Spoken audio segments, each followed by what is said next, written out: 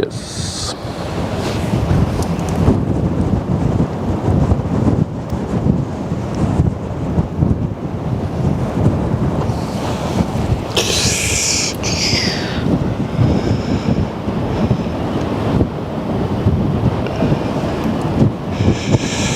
There we go. Choo-choo. Okay.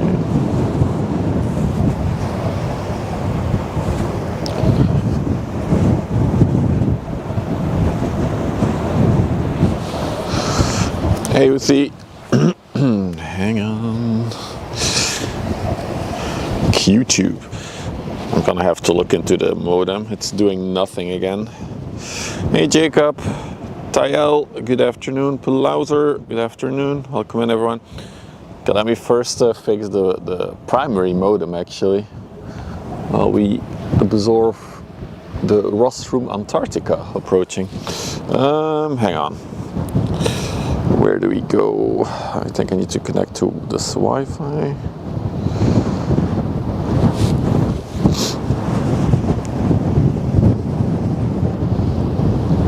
There it is.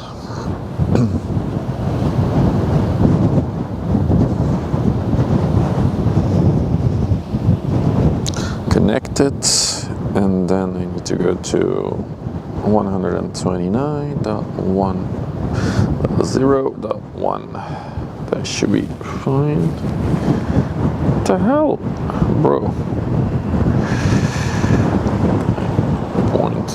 0.1? No? There we go. Oh god, password. Uh-oh. Will I remember the password of my modem? Okay, I got it. Wait, hey, we're on Vodafone, that's the thing. So we want to switch networks, connection modes, manual. Wait, why can't I change it? Okay. Where do I disconnect? Where's the disconnect button? There's no disconnect button. Oh, there it is. It's a toggle. We're disconnected. Settings, connection mode, manual, apply. Now it's going to start searching networks, I hope. This is troubleshooting 101. Wait, how do I select now? How do I select the network?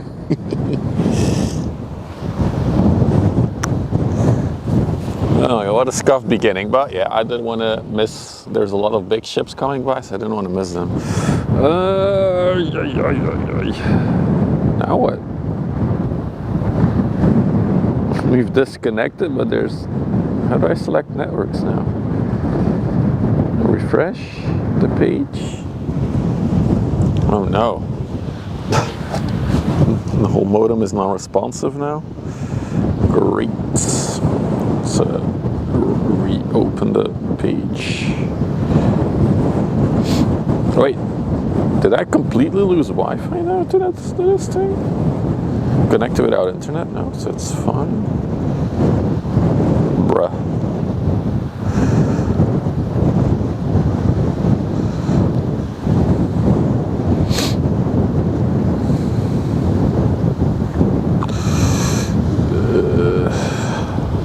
Weird. Sorry, chat. I was just in stream buddy for a second.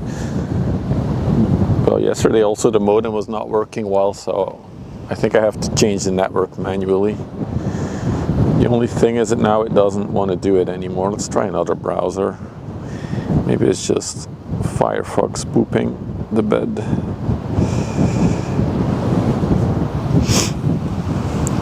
That is wild. I freaking hate. Dude, I hate Android sometimes. Just.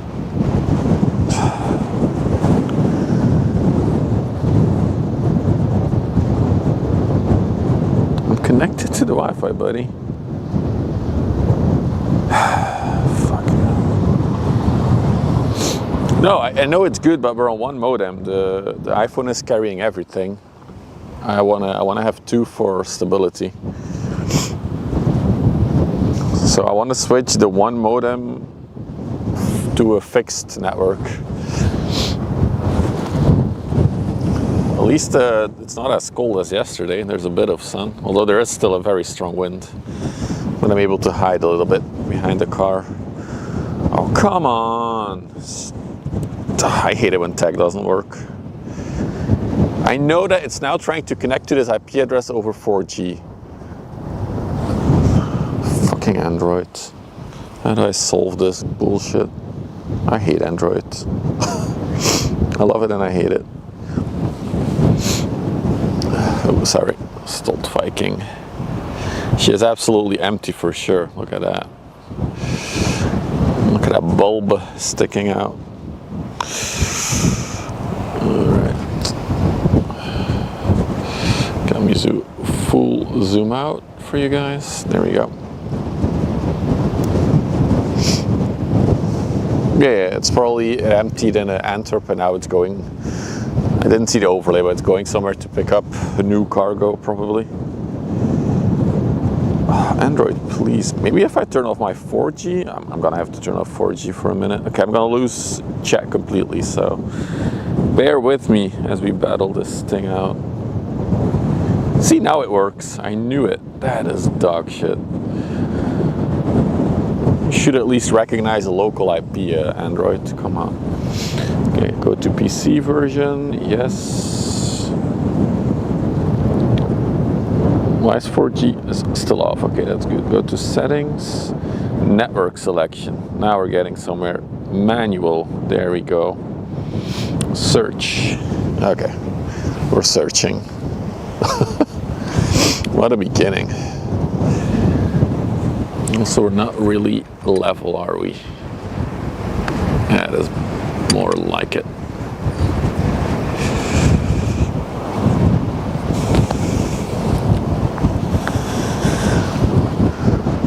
Let's do KPN, because I know KPN is good here. It's always Vodafone that's shitting the bed for some reason.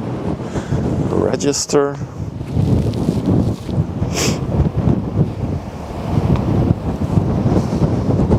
Hope I can use KPN with this sim. I think I can.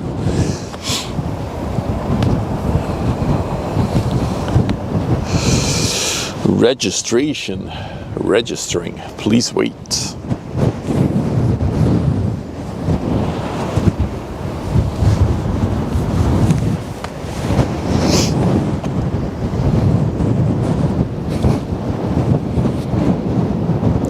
Still registering.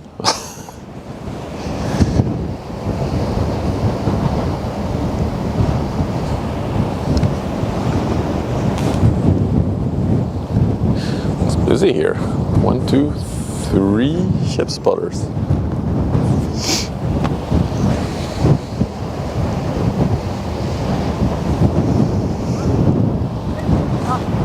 Failure. Fuck. Maybe I need to do T-Mobile then. Let's try search.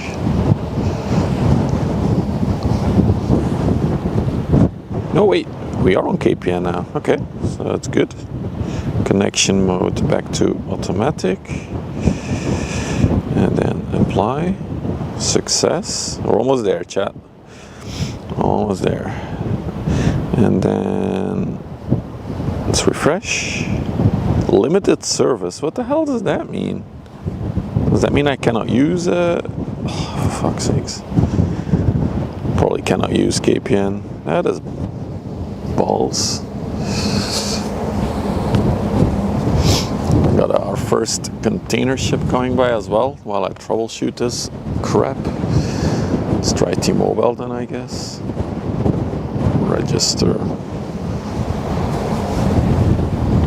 Is this the Nick that we saw yesterday going out? Yeah, it is. They're going back.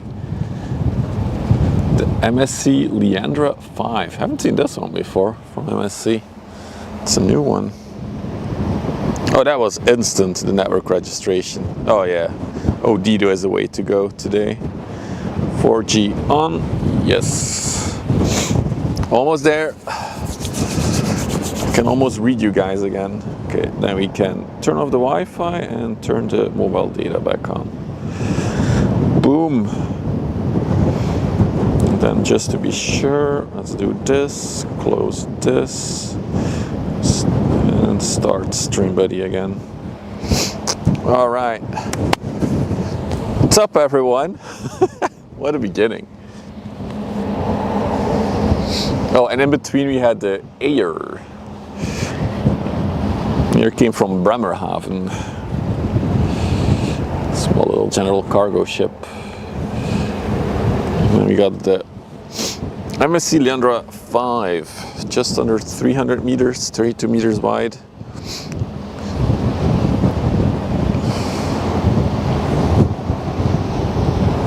Busy day today. Well, we'll have to see. It is low tide, so I'm actually surprised there's so much traffic. I can't complain though, but it's a tiny one. I love the little party boat next to the MSC. It's a cool shot. Okay, so now we have, dude, we still have bad connections with the modem. Let me try something here, just for science. Okay, so it's just a matter of RTT. Okay, never mind. Interesting. Is that a little cruise? No, that's just a ship they can like rent for events or to do some, yeah, basically events. So.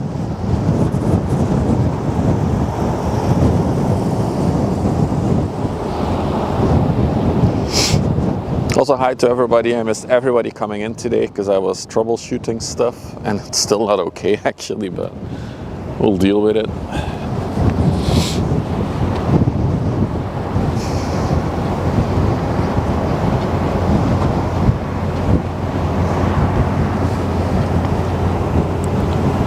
How's that for scale?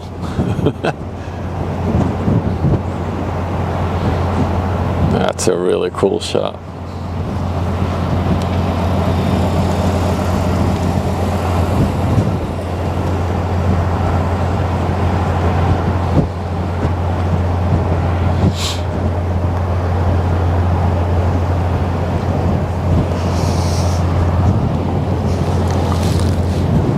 Banana. The banana would be so small that you wouldn't see it. Hey Chef Dave, good afternoon. You can nicely see the brackets there for the containers. And all the top ones are just interlocked. A lot of MSC containers on this one. Look at that. It's a whole bunch. Moin Washbar. Welcome.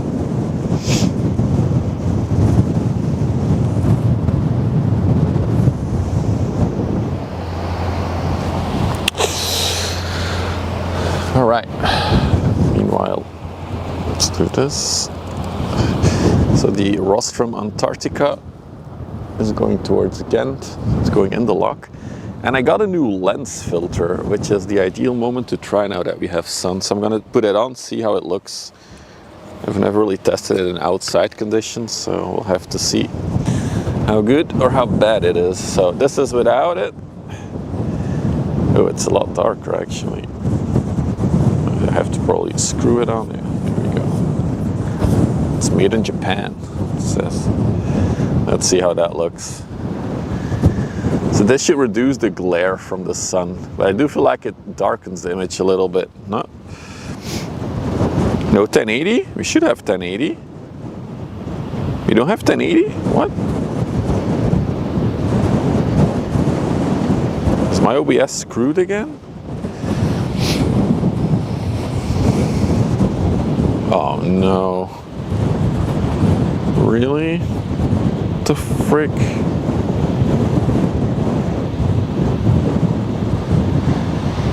You have 1080? Okay. This is someone who has 1080.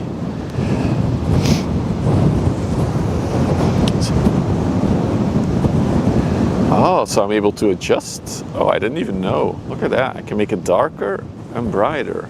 Wow. Let me check on the little screen then. Oh, that's cool. I can like adjust it a little bit. Oh, that's really nice. Okay. It's a fun little lens to play with. Look how the clouds change if I rotate. Look at that. Oh, that's cool. Okay. Neat. Still 7:20. Guess which band you? Hey, Lucky Black Cat. Good morning or good afternoon. Fancy. I was hoping it's gonna be fancy for the price that I paid for a silly lens.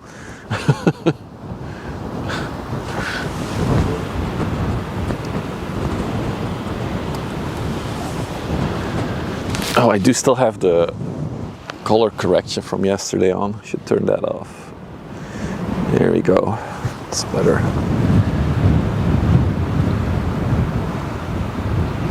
So this should just reduce glare. That's all I can say about the lens. Glare, well, reflections from the sun, basically. I can't see chat. I can't see you guys. Doug is working hard. This shows you how much force a moving ship like this has, and the amount of force this little ship needs to apply to slow it down.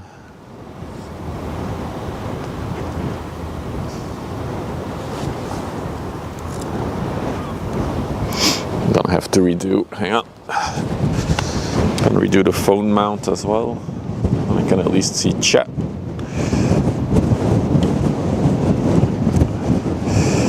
There we go. It's better.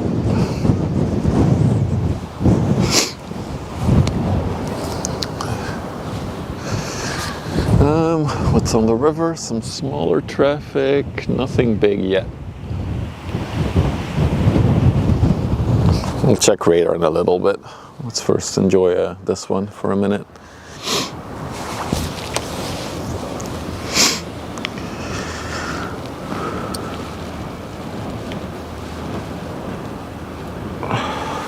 Woobert's my friend, you're being very weird. So, yeah,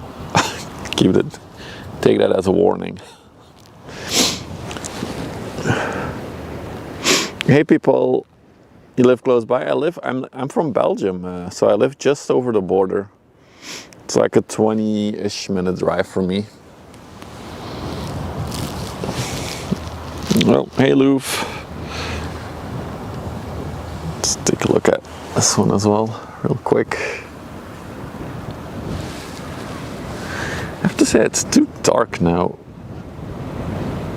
Yeah, that's better.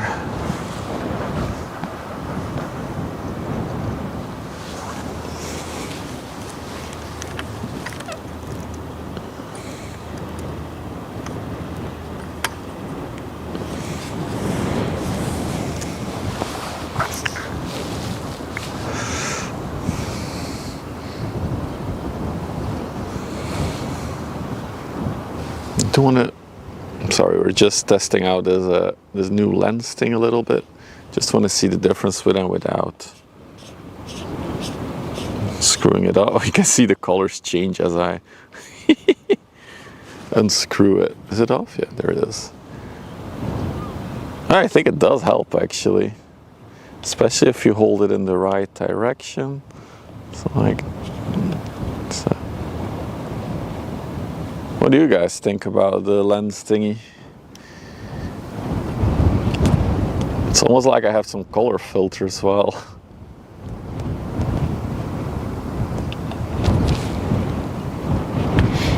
Kind of objective. It's a 24 to 204 millimeter zoom lens. Hang on, watch bar. 24 to 240. I'm gonna keep it on for today, just see, and then we'll keep adjusting the colors. So this is too dark and this is perfect, yeah. Then I assume if we pan over there, we then need to rotate a little bit, yeah, to reduce reflections. Okay, I'm learning.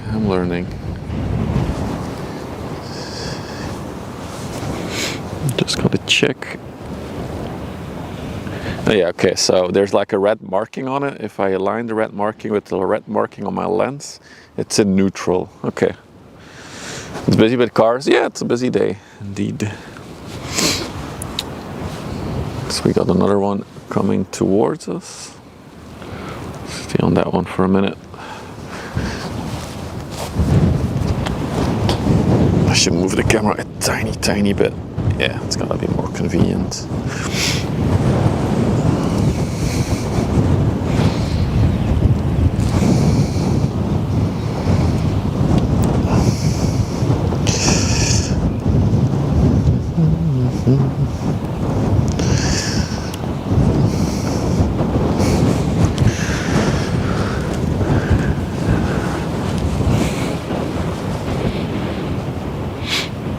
It's on the way to Merksem, that's Antwerp. I don't think so. That is some outdated AIS. The sky is changing color, indeed.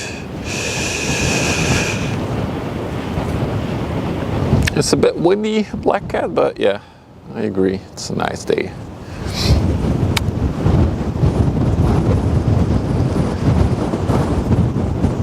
This lowrider coming out. The Organza.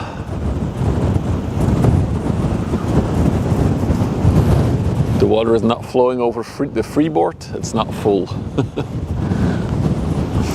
This one is definitely full. Feels like 17 now, it feels colder with the wind.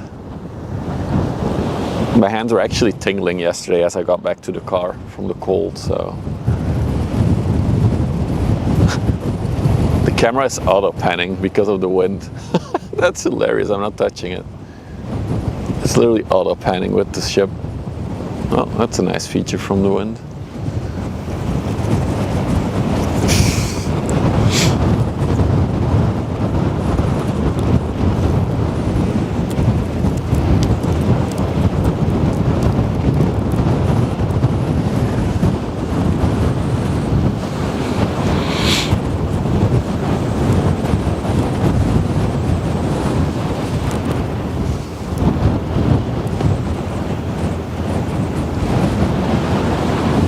Might have to look at the stream after to see the lens thing.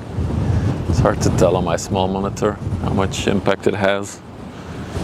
Because I feel like this lens will be, or this filter at least, will be ideal for like sunset streams. I'm not sure for regular daytime.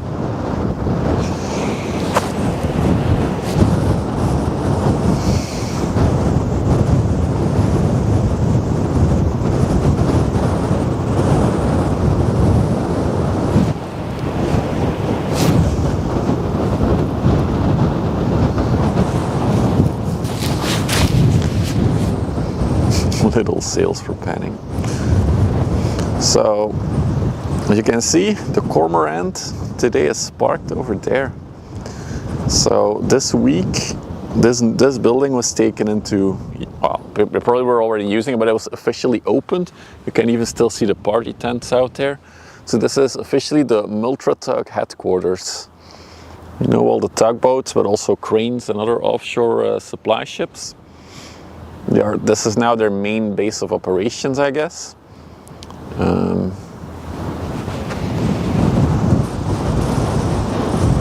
But they parked the cormorant there with their massive flag attached to it. So I'm curious if it will be permanently parked there or not. Still the oldest ship that we've spotted in our database for now. The Multratug Mega Base. I saw a picture in an article from the CEO. So his office is basically, I think, one of these 3 windows over there. That's on the side, sticking out over the edge. That's their. Yeah, I think that's it. That's the office. You see like a little tripod stand there because he has like a binocular thing in his office. So that's where the CEO is. So we can always wave at him.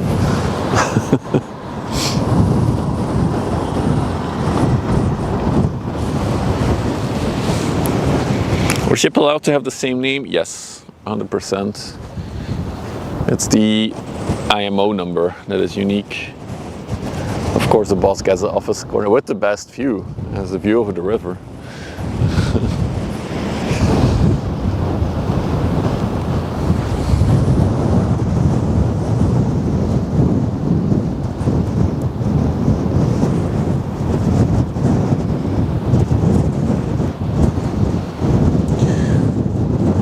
Another chem gas ship, the S&O, or Snow. Snow? Snow.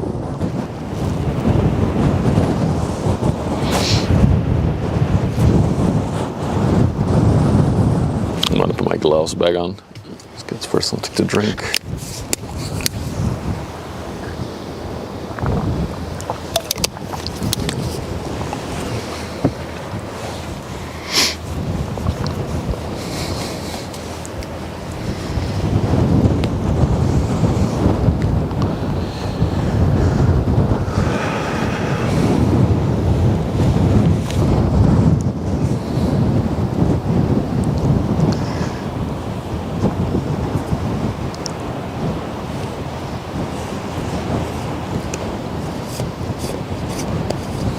I think I'm gonna do some more offline testing with this filter thing.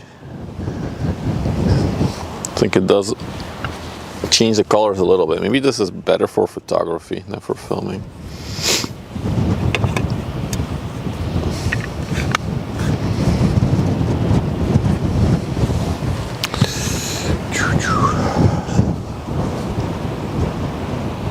But I will definitely use this filter for sunset streams. Lots of inland traffic on the river again today.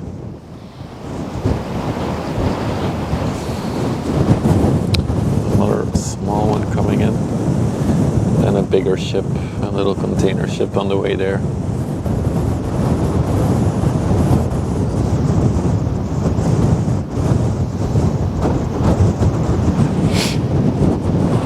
Moin Ria, hello.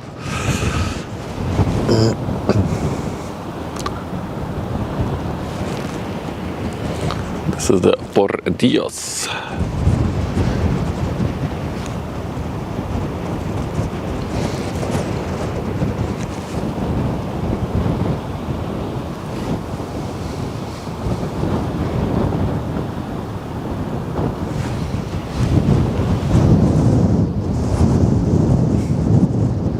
It's an unknown.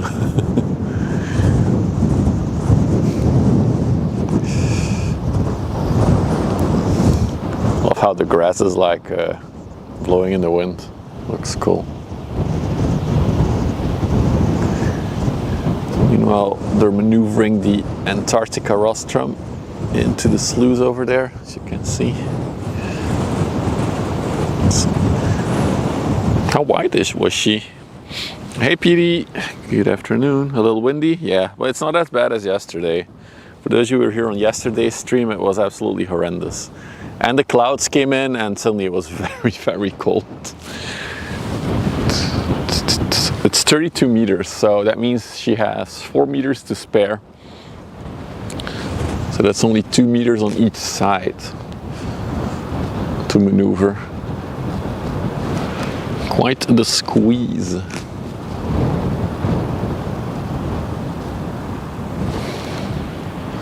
Should be using nooses, I agree, but they're still testing it.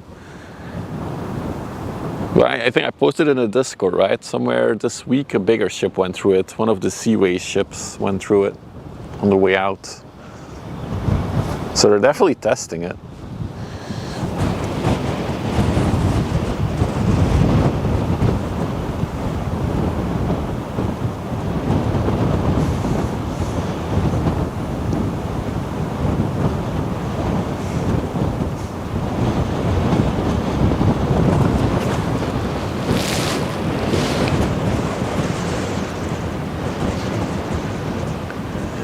Yeah, the tug is still giving throttle to slow it down.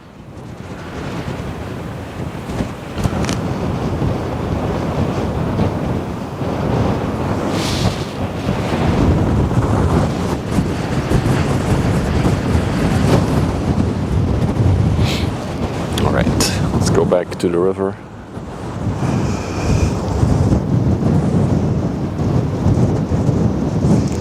Let's see what this one is that is approaching us. So I'm gonna check the radar for a minute now. See what I'm gonna have to lock the tripod a bit better because the wind is deciding to turn.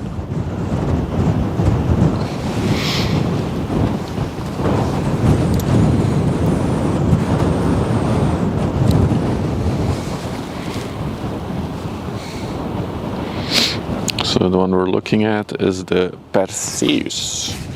It's on the way to Kokkola in Finland. 133 meters long, 19 meters wide. Built in 1995. That's an oldie. A little bit noticeable. I feel like it's a very brutalistic structure on her. I was going to check.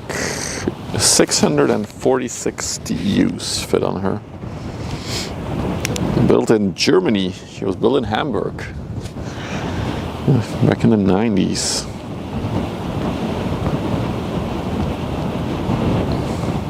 Okay, now I'm checking what else is coming towards us. Another container ship just around the corner there. Oh yeah, I see it.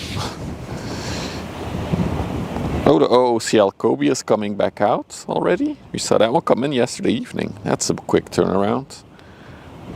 And it's like pick up 5 containers and leave. Other than that, not much coming out. I'm looking at the North Sea. Got a general cargo ship. Not that much traffic. As expected, the GPO Pisces is just entering. Those are all smaller ships. Yep.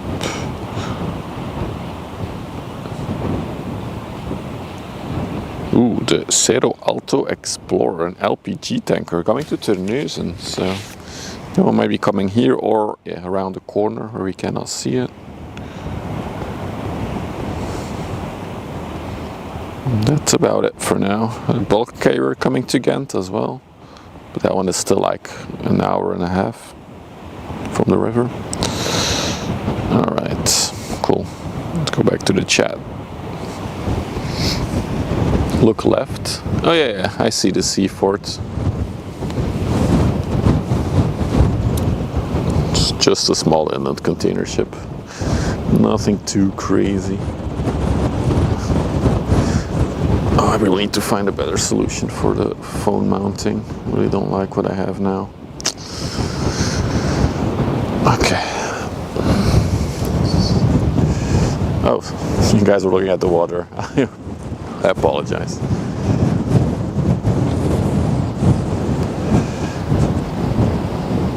There's an inland container ship. Even has like the braces for it.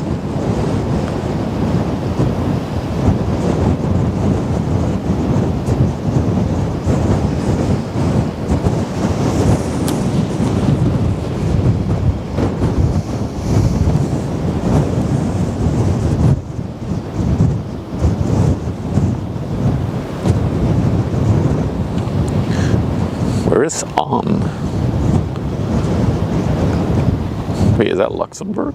Is it a Luxembourg ship? Oh yeah, we don't get a Belgian flag. What? That's not a Belgian flag. Interesting.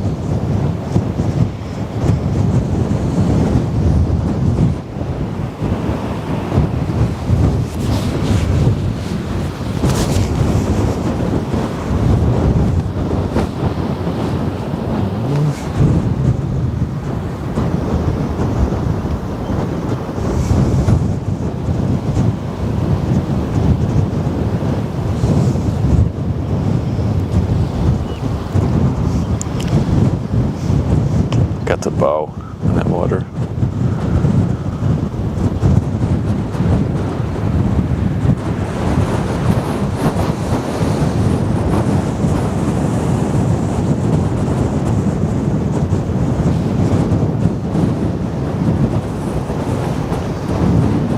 is Luxembourg? Yeah, I thought so.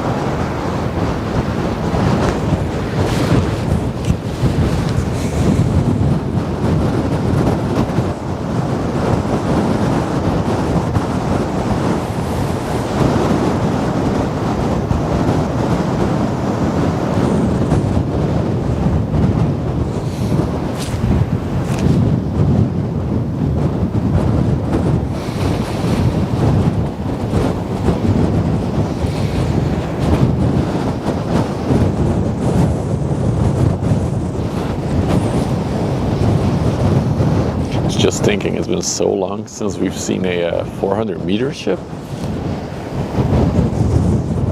Well, it seems like all of them are off to Asia at this moment in time.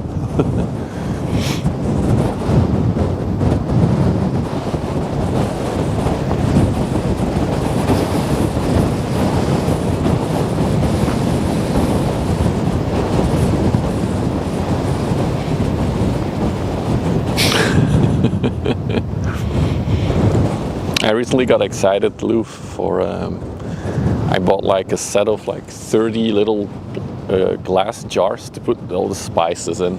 So now all the spices in my kitchen are in the same little type of jars, and it looks neat. And I was excited about that, so I guess that's getting older. Excited about little things in the kitchen.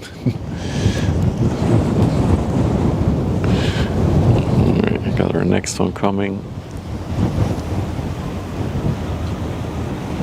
This is a Coral Asperger.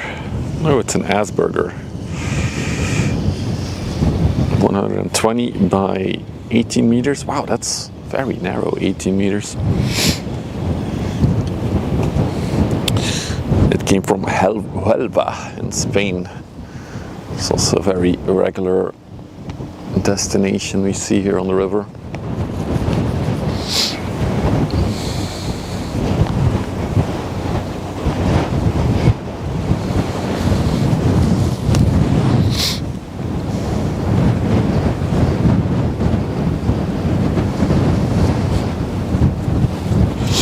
This one also has like a very thick mast on the front.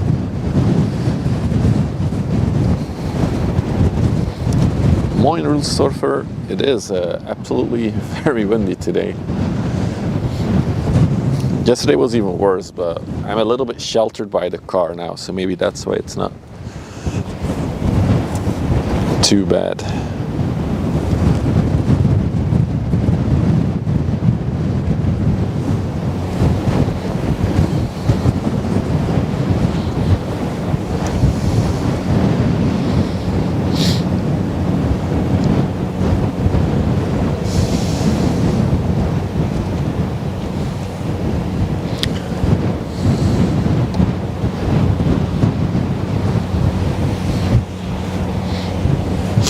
This turn is one giant no smoking campaign. I mean, you shouldn't be smoking. I'm not judging, but we all know it's very unhealthy smoking, so why would you do it?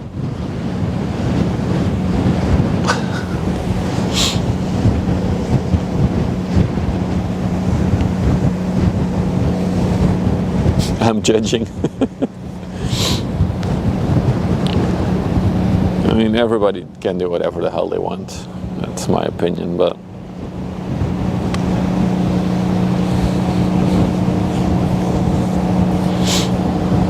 you cannot smoke on these ships.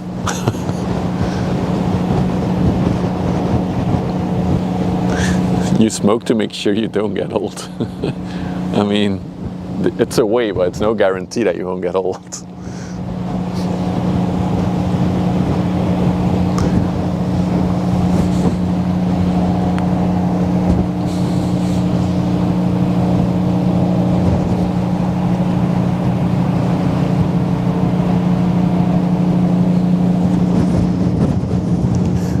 ship spotter you see on the pier every once in a while today is actually a UK person, because it's he's in a van and his steering wheel is on the wrong side.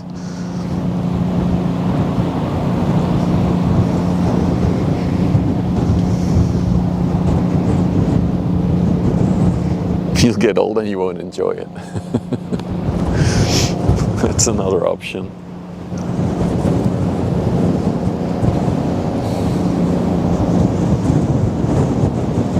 Oh, is that a basketball ring there? Oh yeah, it is. Look at that. They have a little basketball ring and court. And they have like some netting around it, so the ball doesn't fly into the ocean.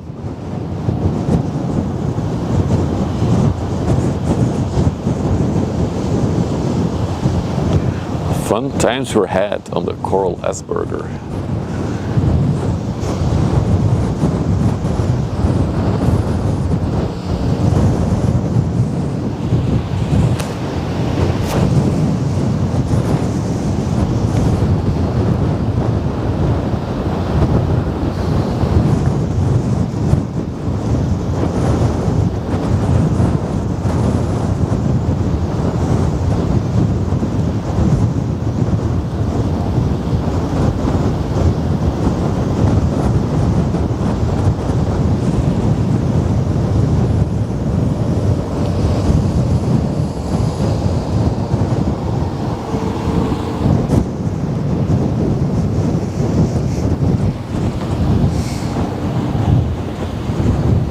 A bicycle without a motor?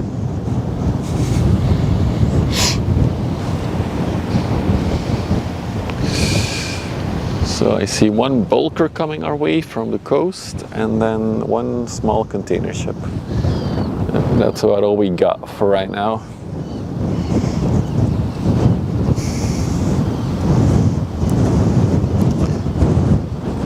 One interesting reminder for everybody. Next Friday, so yeah, maybe again I always have to explain it for new people. They're building a new tunnel all the way up the river, under the river in Antwerp. The way they're doing it is they dug a massive trench in the river, and now they're going to lower concrete prefab tunnel pieces inside of it. But those tunnel prefab pieces are made in Zeebrugge up the coast. So they will be transported over the river over the next 2 months, and the first piece should arrive here at Terneuzen, where we are, next Friday. So we'll definitely be here to catch that. And then they'll leave again in the evening at like 6 p.m. They'll leave again for Antwerp. They're just going to use the tides, I guess. So they're like massive prefab tunnel pieces that will be where the tunnel will be, no, all the way in the port of Antwerp. No, way further. It's in Belgium. They actually want to make so if you look at Antwerp on a map, on Google Maps, you'll see that the ring road is not really a ring road. There is like a toll tunnel, but yeah, it's a toll tunnel. So they wanted to make the ring road a real ring road around Antwerp, so they're going to build a whole tunnel infrastructure underneath the river. Funny enough, the new tunnel will also be a toll tunnel. So, I don't understand that part, but hey.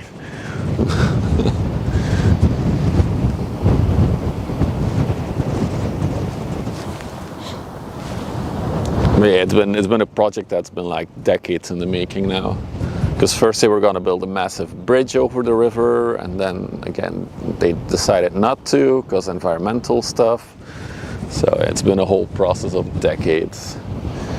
Looks like they're ready. Looks like the tugboat has moored. But I am excited to see the 8 big tunnel pieces travel over the river.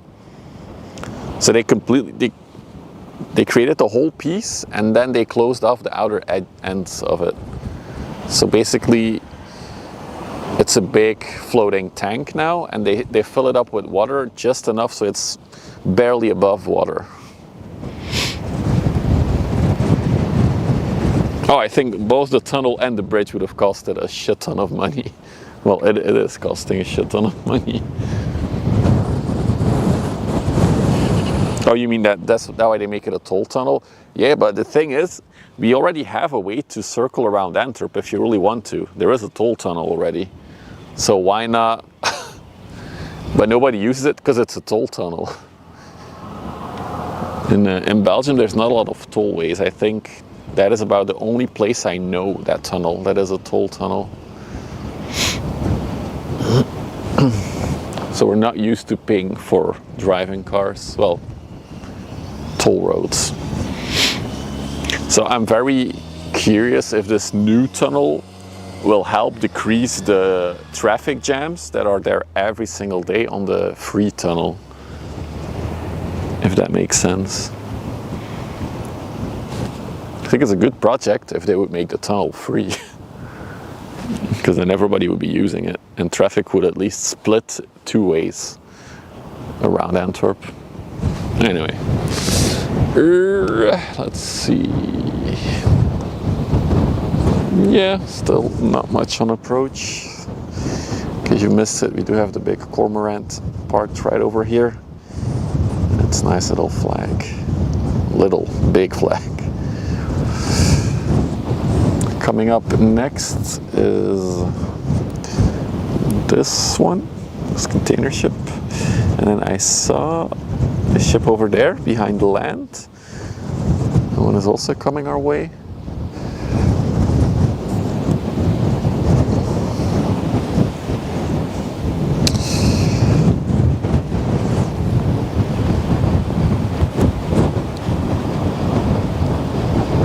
And that is another bulker. I wonder, is this one coming to Ghent or Antwerp? Let's check. This one is coming out to Antwerp. Okay. This stream reminds me of my childhood when I used to build model ships with my dad. Ooh, that's awesome.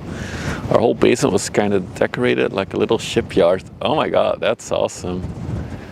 I've been getting suggestions on Facebook for a model ships, like the ones that you can actually radio control, like you steer them. I'm really gonna have to force myself not to get into that, because it seems like something that I would enjoy doing, building them and then taking them out on a pond or something. It would be fun. In the Netherlands, the only toll tunnel now is the Kill tunnel near Dordrecht. Okay. Well, yeah. Well, you still have the tunnel here, Jacob. That is still a toll tunnel for freight traffic. For cars, it's now free. The tunnel that's underneath me. Still in the backyard pool. Exactly, Toast. Ah, God, stop, guys. We're not gonna get into model ship building. We're not gonna do it. We want to save money for the stream setup, not for model ships. So we're looking at the Emerald Enterprise, 180 meters long, 28 meters wide. She came from Belfast in the UK.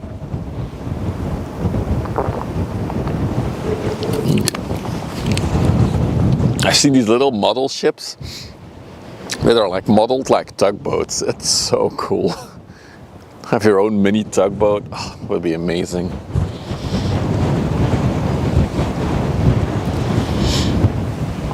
I can clearly see a Vlissingen in the distance today as well. Very clear weather.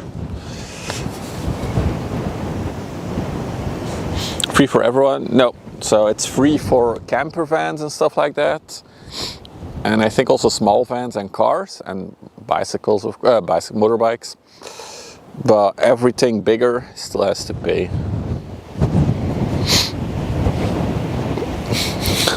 I'm not sure if they're an investment, though. It's not like Lego. Also, I have no idea how much they would cost to build a thing like that. No, I'm not gonna look. No, I'll resist. Let's save up some money for other things.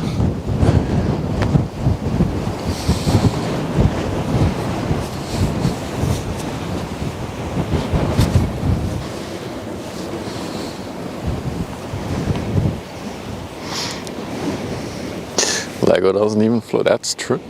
I And I have the Titanic in Lego. I can confirm it doesn't float.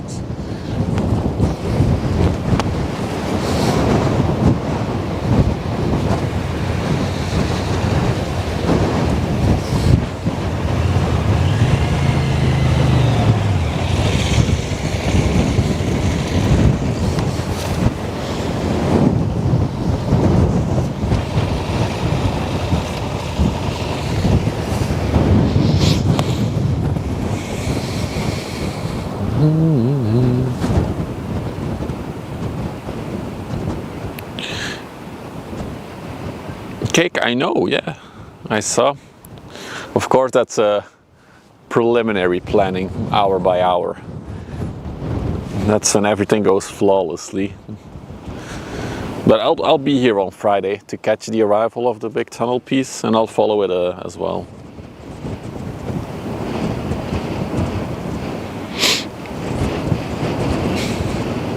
The originals had problems.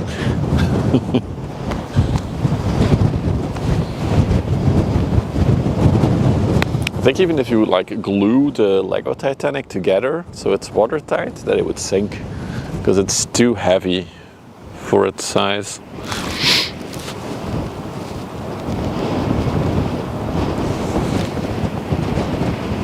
Ah, you're gonna be here as well? Nice.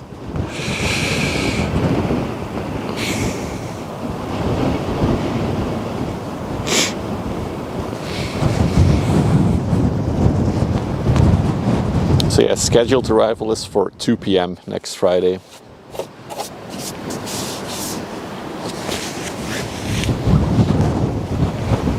But I really think that it might be a little bit later.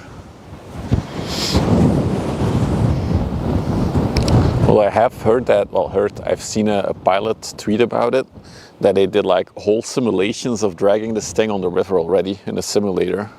So they're properly prepared for doing it.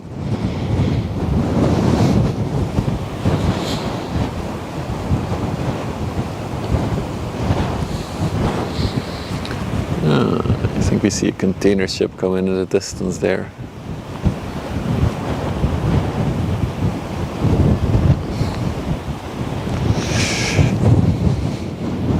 Where the piece is coming from? Zeebrugge. They're built in the port of Zeebrugge. It's funny because the build site, so they dug out a massive piece of land. Oh, okay, gotcha. Simply watching the stream with a beer. Gotcha.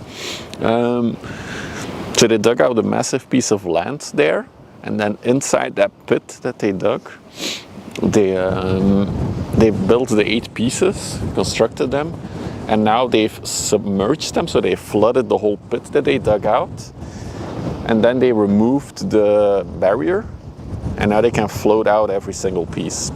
And once they're done removing all the pieces, that will be a new quay, a new dock for the port. So they're gonna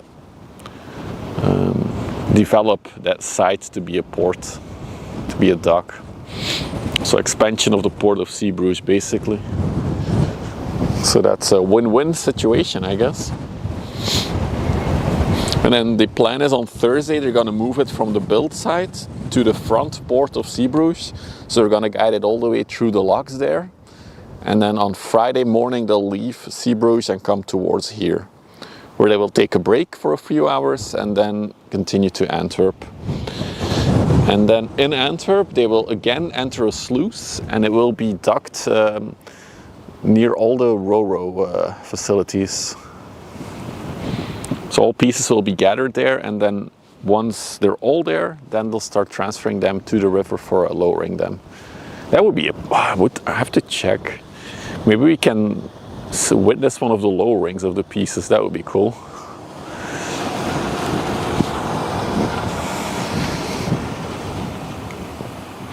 I have to see if I can get close enough for filming it.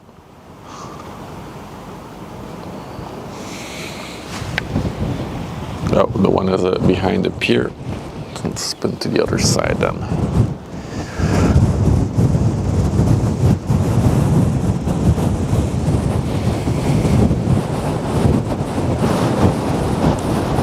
Feels like 8. Yeah, that's more reasonable, I think.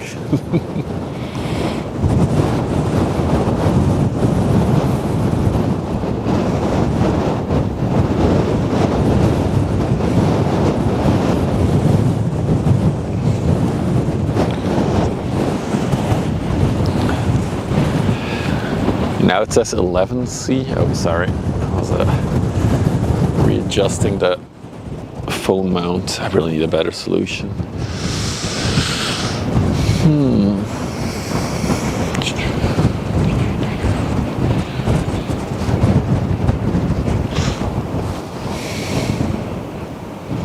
Oh, the overlay. I think that one only updates every hour, so that's probably why it's delayed. And it uses a different source than Stream Elements, I think. Why is my tripod continuously like panning? What is that? Locked.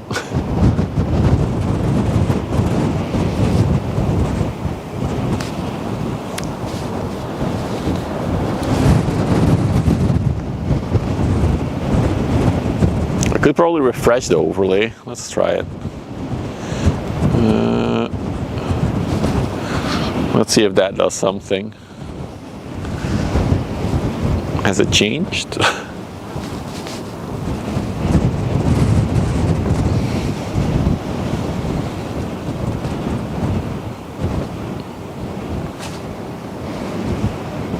No. Okay. We tried. So we're looking at the longeness. 172 by 29 meters container ship on the way to Rotterdam.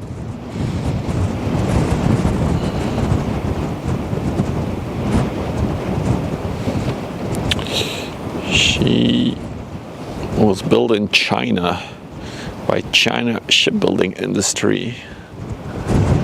She has a capacity of 1,781 TEUs.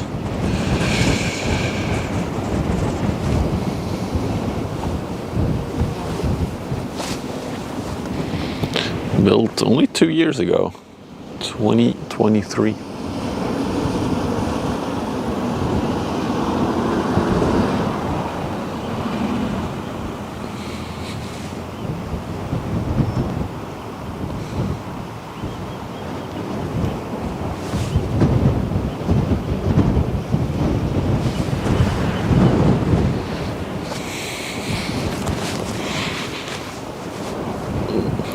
We're about to wrap up hour 1 of the stream. If you're new to the stream, don't forget to drop a follow for the Twitch viewers or subscribe for the YouTube viewers. We are also live on YouTube. Trying to reach 1,000 subscribers by the end of the year. Hopefully we'll get there. And of course on YouTube you can smash that like button. There we go. It's my little hourly sellout moment. I'll do it again by the end of hour 2.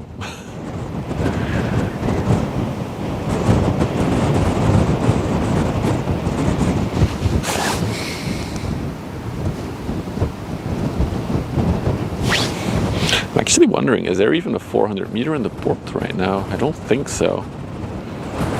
But I have noticed that a lot of the big traffic, for some reason, is going out during the night times these days. Nope.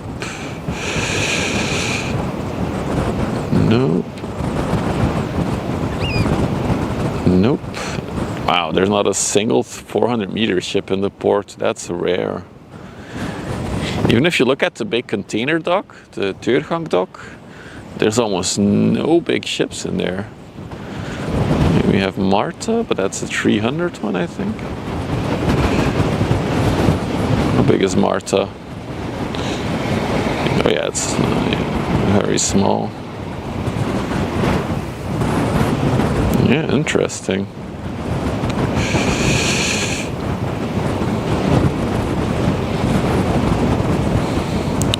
$364, yeah.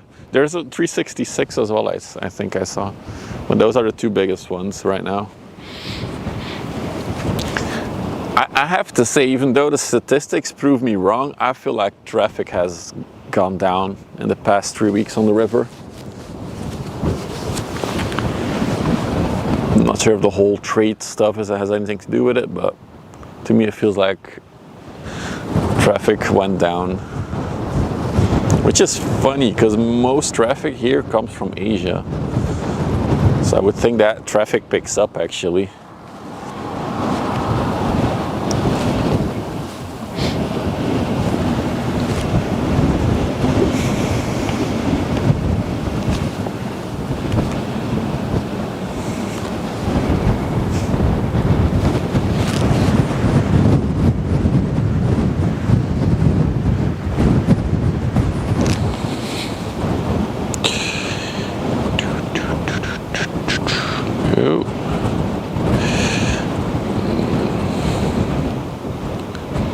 Oh, we got the Puma coming by again. We've seen that one before.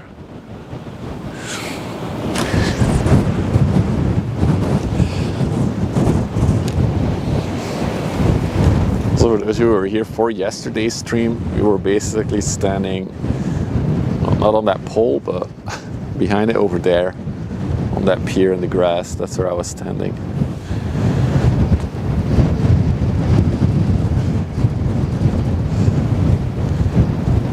There she is. She has a nice little gray and orange sail when she's using it. Looks really cool on the photos. But they're taking it slow on the river.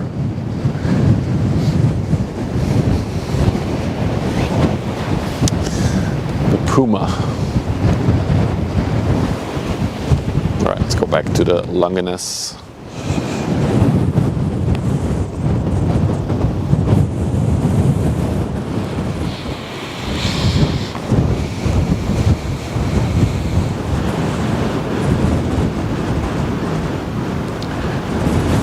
Very pointy tip from this angle. Look at that.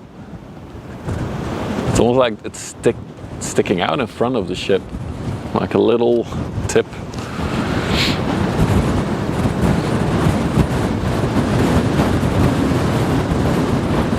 Wow, the wind is really blasting us now. Maybe I should move. That's fine.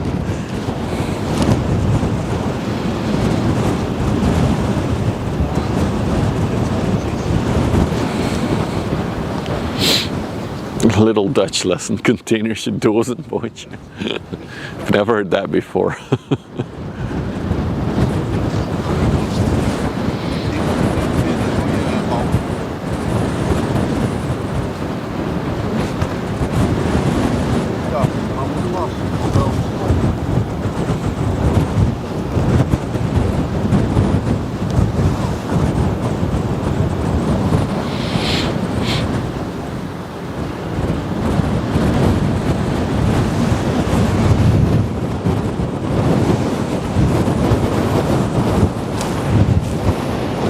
Move the camera a little bit more backwards because the wind is just too annoying.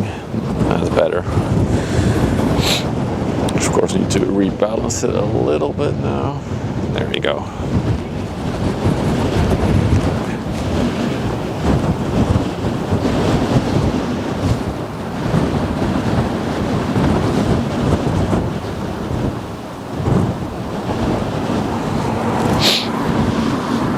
Another UK vehicle. Is it some kind of holiday in the UK?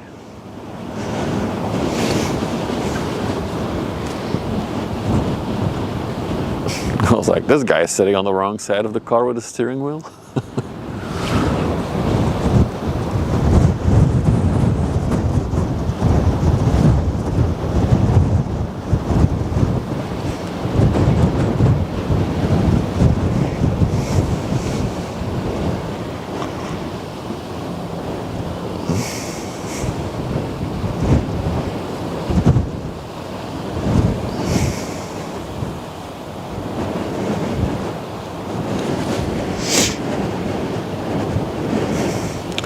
Be at Hoek van Holland in 2 weeks from now, Kijk.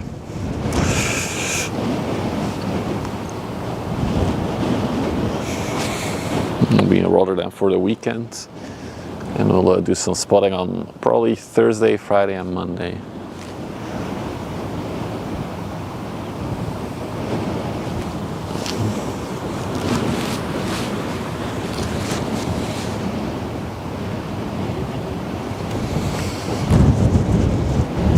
Get the little Puma in front of the big ship.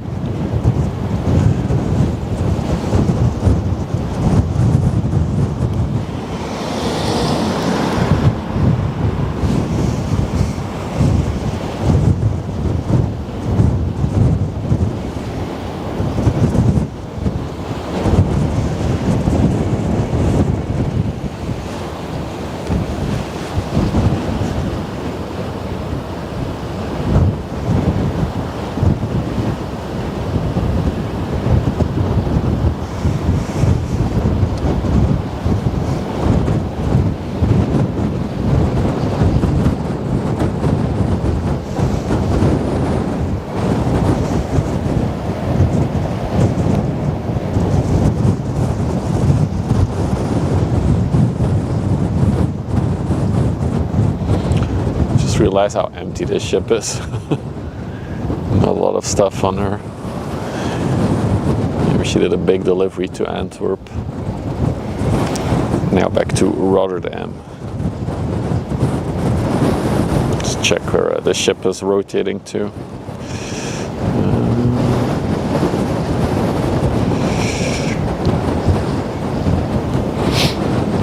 Antwerp, Copenhagen, Aarhus, Helsingborg. So she does go to Scandinavia as well.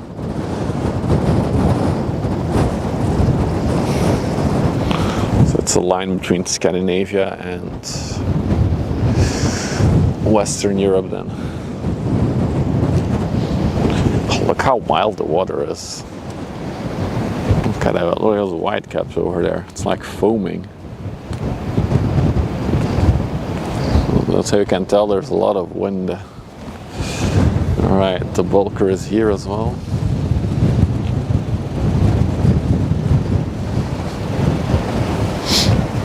If you're new to ship spotting, this ship is basically carrying any raw material.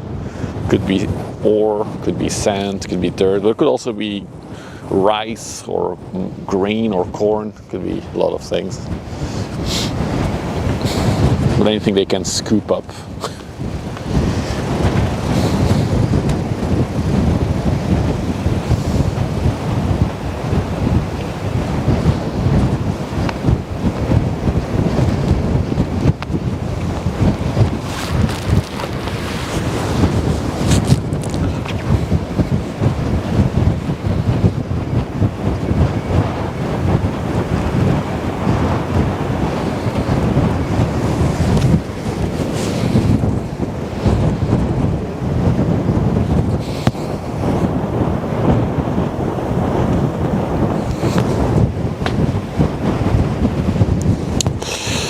Hey Bohemian, what's up man? I'm old sea dog. I do feel like I'm getting old these days, that's true. It's true.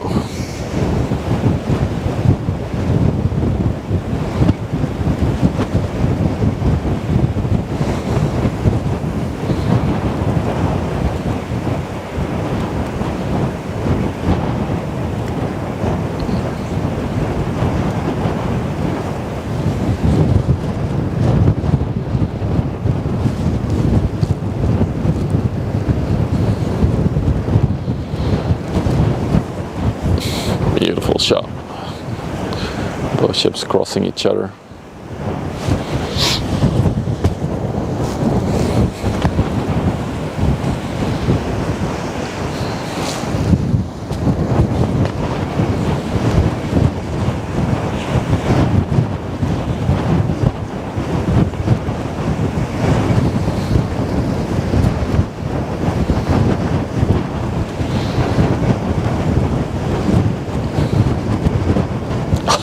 This wind is crazy. Let me hide from the wind for a minute.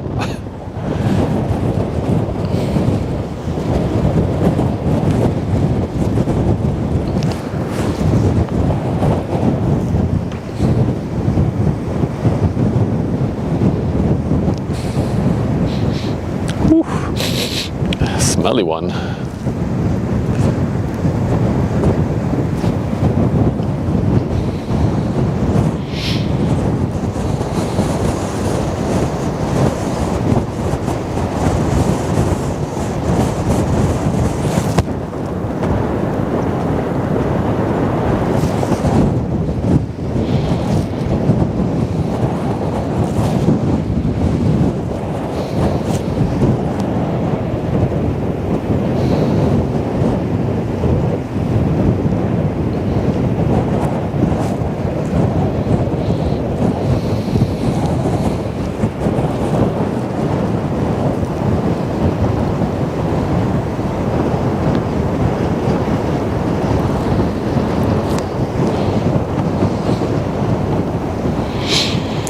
Could use a little of paint though on the front there.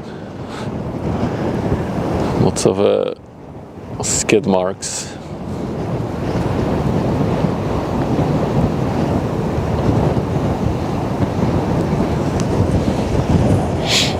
Been out of touch. How's the family? Well, we're good. We're good.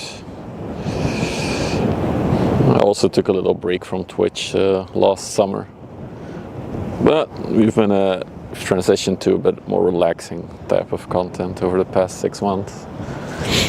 Well, at least I find it more relaxing.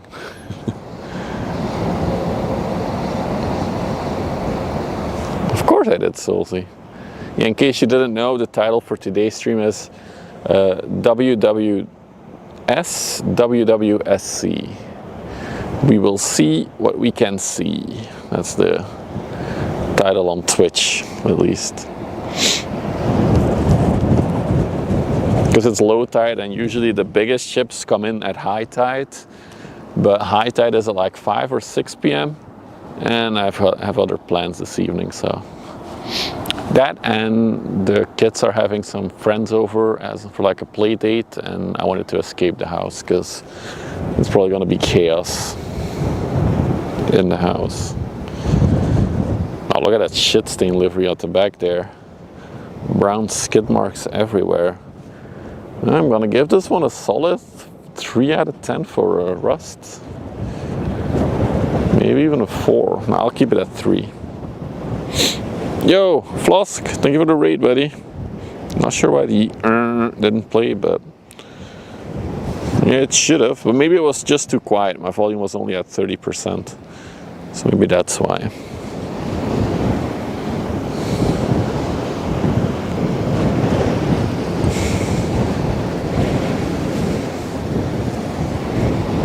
No comment. Ah, that's all good, buddy. I have a lot of people who just like to lurk.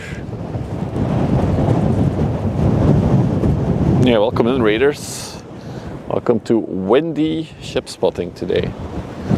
We are probably about to see our biggest ship of the day. It's on approach.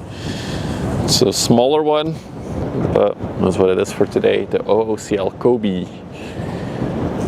is underway. I just noticed there's a little foam forming on the water. Look at that. Sea foam.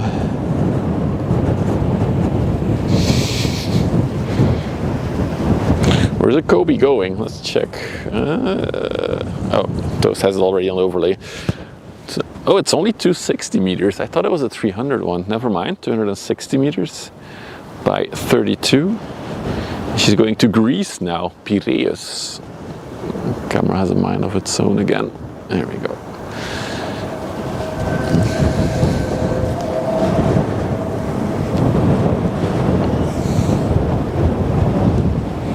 One thing I haven't checked yet is the canal coming from Ghent. Let's see if there's any ships on there waiting to... Oh, there's one. There's the Cam Singapore. It's getting ready to enter the sluice. Other than that, not much movement either. On the canal, nope, nope, nope, nope, nope. Okay. Very quiet day today. Oh, where does the ship go? You guys rotate the wind keeps turning my camera.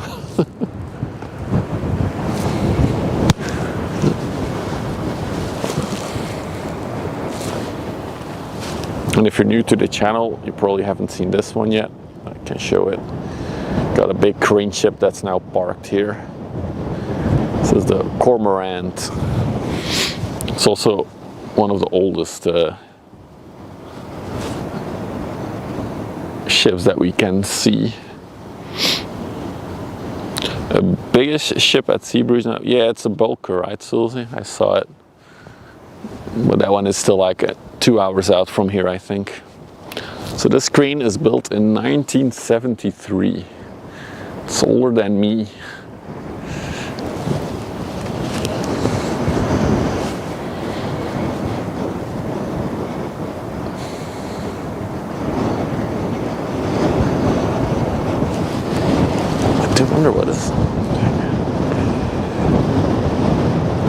Oh, there's like a bouncy castle there.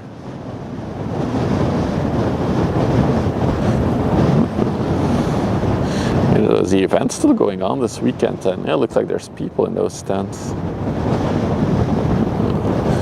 Because they're still doing the festivities of opening their new headquarters. So this is a new headquarters for the Multitug company. Big company that operates a lot of tugboats, cranes and other offshore vessels. Wow, this wind is picking up like crazy now. Whew.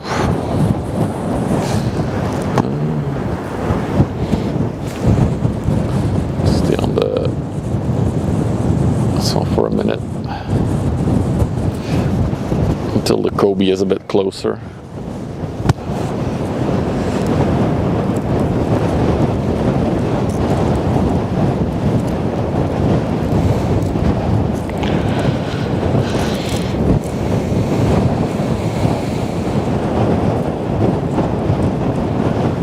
Maybe we should go to Westerschelde tomorrow, because I think I can stand at the spot there, so the wind is, so I'm out of the wind basically, sheltered from it. Maybe we'll go to Westerschelde tomorrow, we'll see.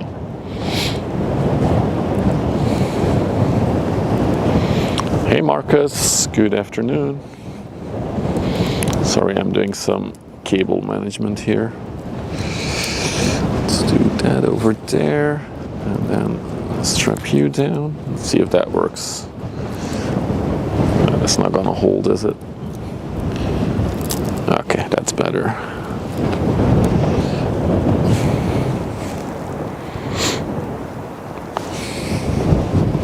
Nice view. Thank you, man. Although it is a more quiet day on the river today.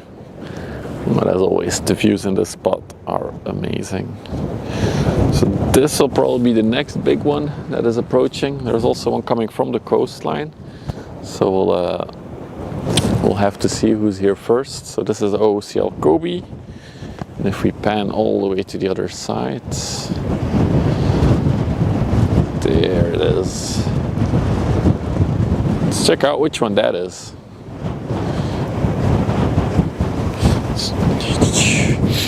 Where am I located? We're in the Netherlands. Oh, that link is outdated, Toast. We're at Terneuzen and not Westerschelde, but we're on the Westerschelde River. Kleiner Grisou, moin.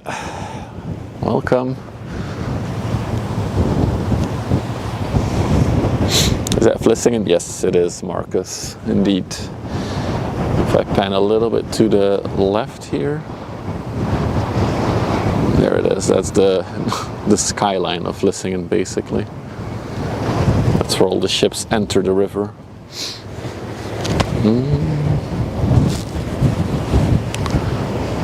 I lost the glove. Been there on holiday. Nice. Oh, my glove fell on the ground. Yeah, got him.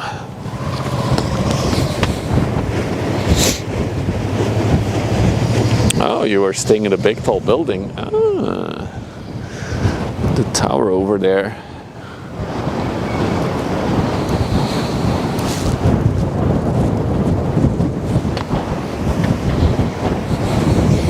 Hey Tajama, good afternoon.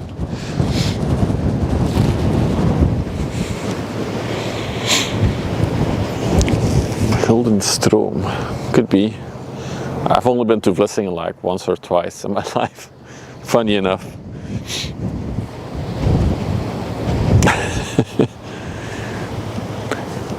That's what everybody says when they read the spot where we are at, Kijk, Kopje van Canada. Shouldn't we with a C? I'm sure it has their reasons why it's with a K. It's probably the name of something.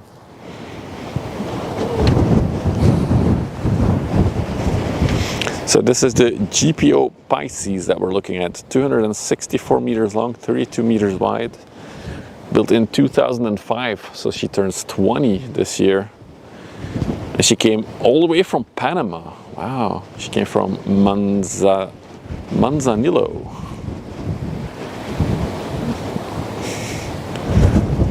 Ship has quite a history. Started out as a P&O ship. Then it was a GPO Pisces. Then Maersk took it over and called it the Maersk Duncan. Then it was called the Bunga Ruya Duabelas. And then in 2013 she was renamed again to GPO Pisces. It's interesting.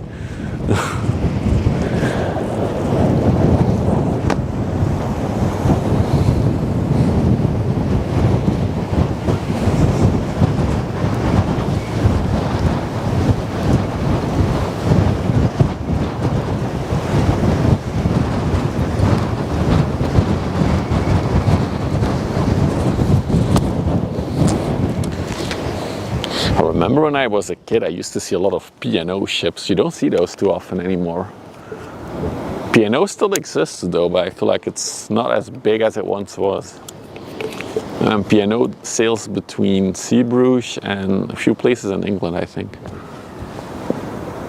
UK.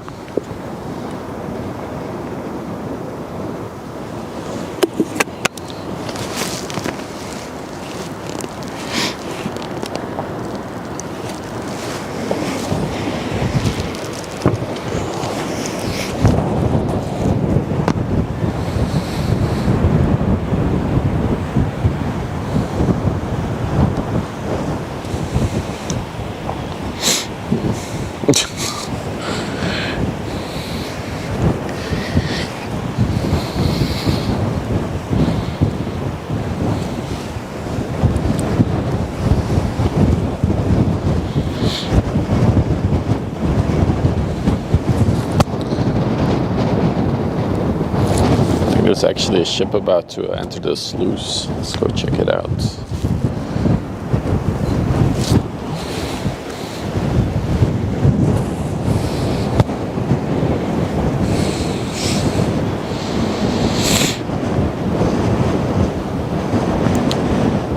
So that one is leaving, but in the distance you can see the red one there, which is pretty high in the water. So she probably emptied out in the port of Ghent somewhere, and now she's heading back out. So that one is coming in while the one on the right is going out slowly. Wow, the wind is crazy today. It's the Chem Singapore that is coming towards us on the way to Dunkirk. No wait, it didn't update its AIS yet. According to AIS, it's en route from Dunkirk to Rouen. Maybe they took a wrong corner and ended up in Ghent somewhere, but yeah, from France to France. I mean, that's not exceptional, but the thing is, it's not in France, so there's no way this one came over the river either.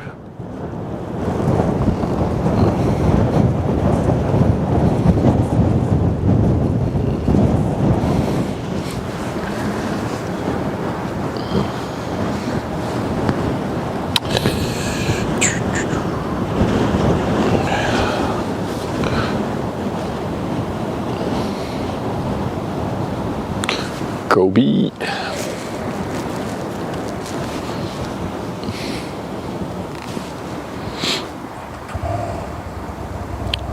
It's quiet in terms of ships today, but I kind of like it.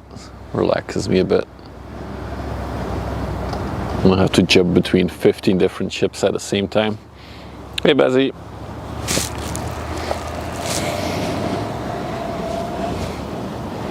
Oh, Bezzy, I saw something while driving here that might interest you. The tunnel to the other side is going to close during the night of the, I think, 27th and 26th. Oh, yeah, that's when you might be here.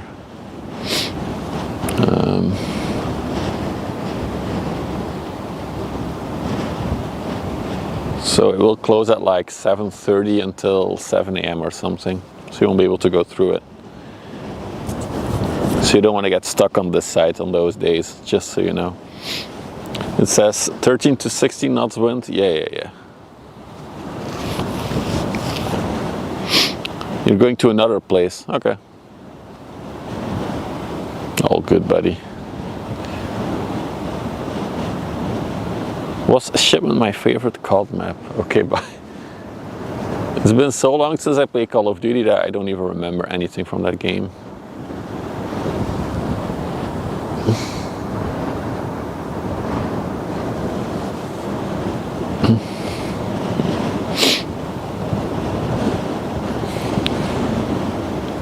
Sleep on my sofa.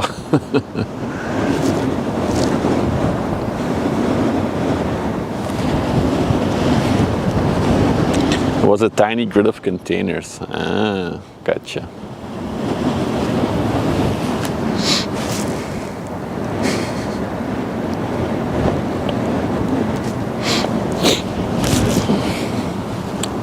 As I grow older, I used to be very much into video games. There's a reason why I'm on Twitch.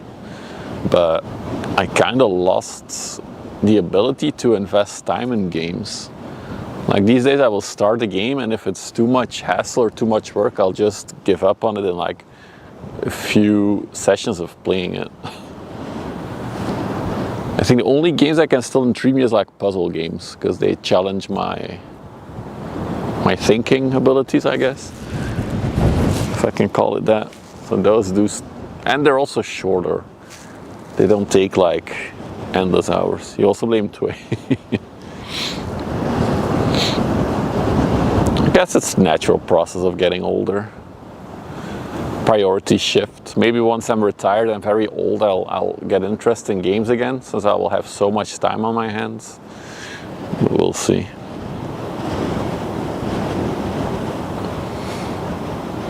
That's another thing. It's a good thing that you mentioned that, Marcus. Marcus on YouTube says that relaxing times and COD are long over. That's another thing. I used to be pretty okay in a video game, but I feel like my reflexes and everything, my hand-eye coordination has declined as I grow older. So it's not as relaxing anymore. And then put in perspective that indeed the gameplay has sped up a lot. And like certain video games over the years, it makes it even harder.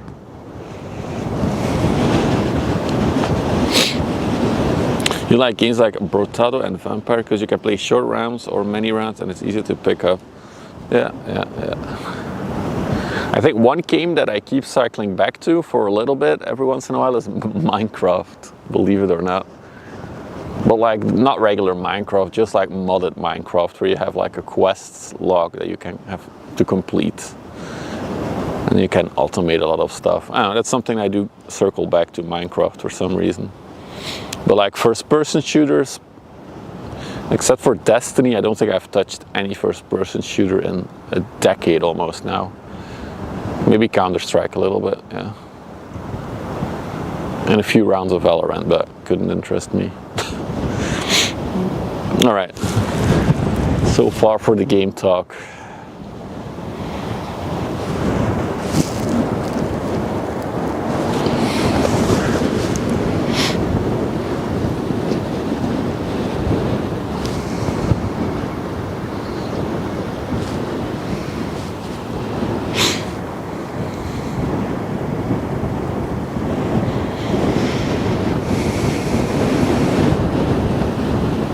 You were always good at FPS, no clue if still the case. Give it a try. As you grow older, you'll notice that it gets harder. Combined with games getting like faster. The gameplay is getting so much faster these days. Like if I see a streamer play Call of Duty these days, I'm like, holy moly, these guys move fast.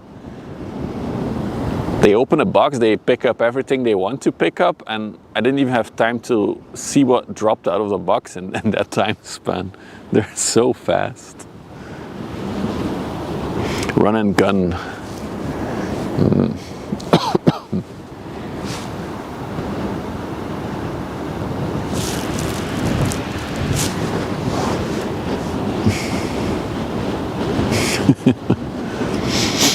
Again, the game I spent most time on in my entire lifetime will be Destiny 1 and 2.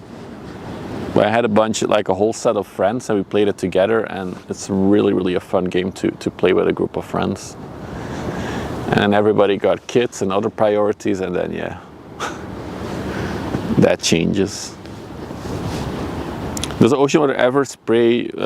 No, not where I am, Bohemian, because if I zoom out, you'll see that I'm literally on an embankment. So I'm literally on top of the edge here. Where I was standing yesterday, on yesterday's stream, I was getting sprayed a little bit, but I was literally standing next to the water line, so. Can you see the tugs tugging something? Oh, no. Where are they coming from, Susie? Coming from the coast? Or are they coming from Antwerp? Tell me more, Susie. What did you see on radar?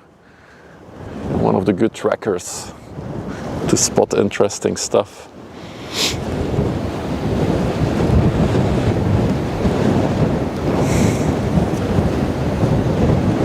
How much of time was wasted in orbit? There's actually a website. What is it? Time wasted on Destiny. It shows you the difference between actual in-game and actually in orbit as well. Coming from Vlissingen, I'll take a look on radar and then I'll look over there in a minute. Once these 2 shifts have passed. But I think I have over 2,000 hours combined in both games. It's a lot. I spent a lot of time on those games.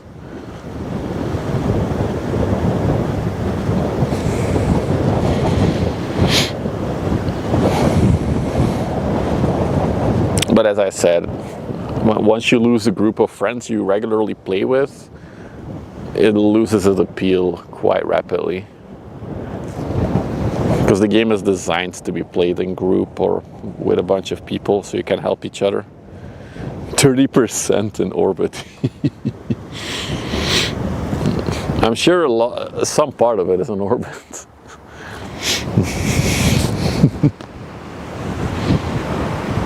Oh, I do see 2 tugs, yeah. I don't think they're tugging anything though. I think they're just coming back.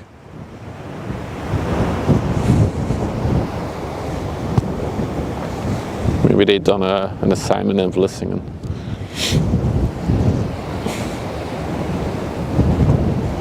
Yeah, exactly the same for me, Akondas, unfortunately, because I did really enjoy playing that game.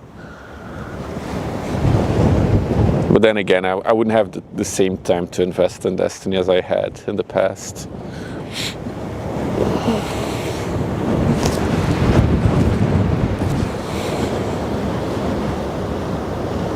So, OCL Kobe on the way to Piraeus. So that's basically the port of Athens in Greece.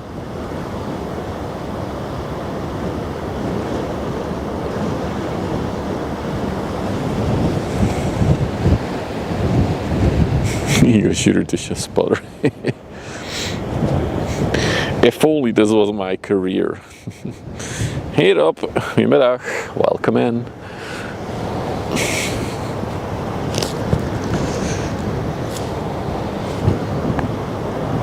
So we saw this ship come in yesterday at like 6 p.m. and now it's already leaving.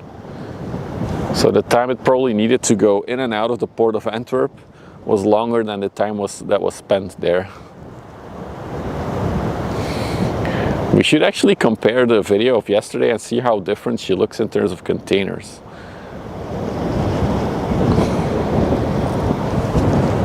Also got the Emma, which is an empty tanker coming by.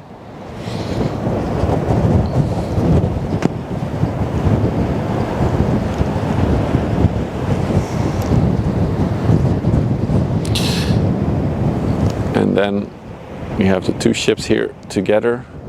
Oh, we're gonna need a rust rating on this one. Okay, chat. Get your ratings in. A number from 0 to 10, where 0 is no rust at all, 10 is the ship has no business being afloat. She's so rusty. I'll give you a nice close-up of the JPO Pisces.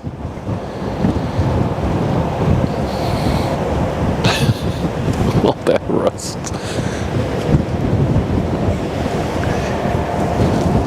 And if you look at the bridge,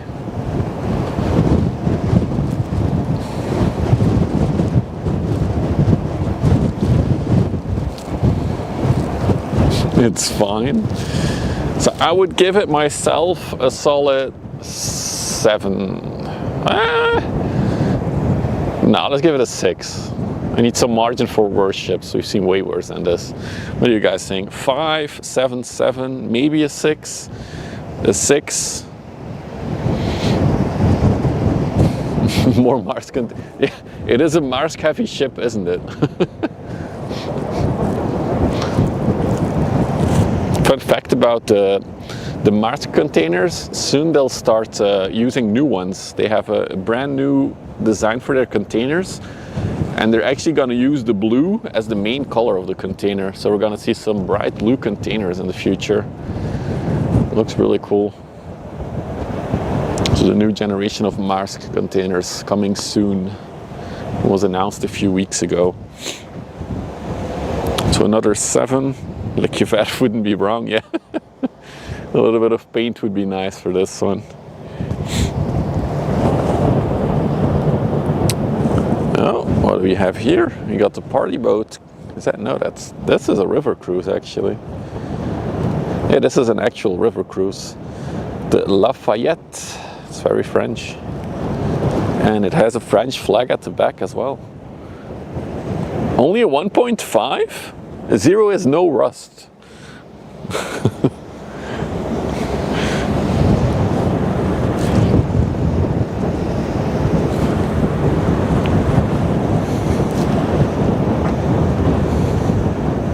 Not a lot of people on board, although it is afternoon, so everybody's probably doing their afternoon nap. So a lot of the curtains are closed. Everybody's taking a little nap.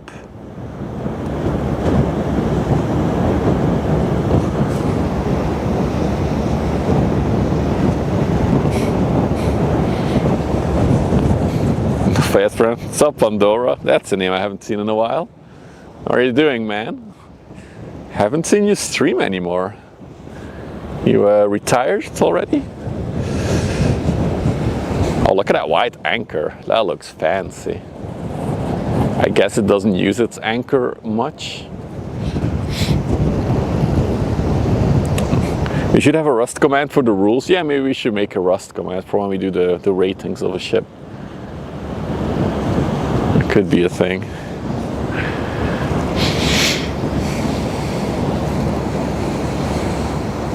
Small cruise ship though, river cruise. How long is it? 90 by 11. She came from Ghent, indeed. Does it say where she's going? Destination not available. Okay. She might be going to Vlissingen or further up. I'm assuming she's not going to go out at sea, so it has to be Vlissingen or probably Vlissingen. The party barge. If you're retired, yes. I'm sure the average age on this ship is like above 60. This is a very classic thing for older people to do. I know it's stereotypical that I'm saying this, but it's just true. Especially river cruises.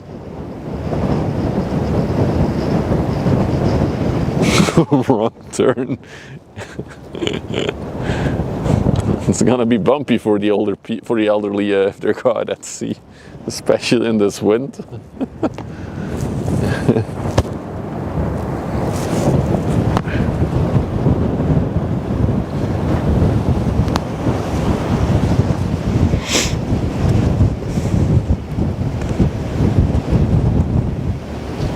You see her as going to Terneuzen. She came from Terneuzen, so I saw her come here yesterday on radar actually.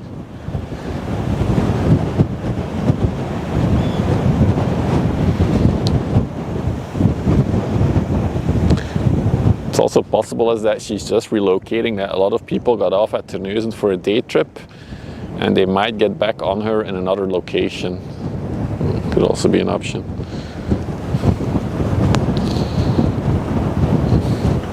You know, we got another inland ship coming by, also empty. The New Jersey. Not the state, but the ship.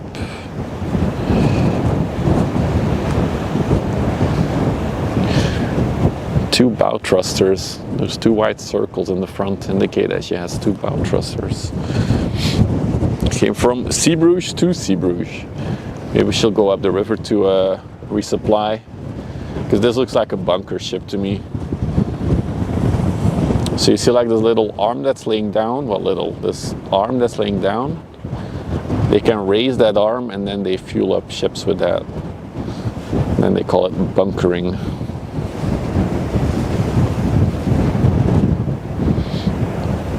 All right, let's take a real quick look at the situation here. We have some more ships on the way. What is on deck of that one?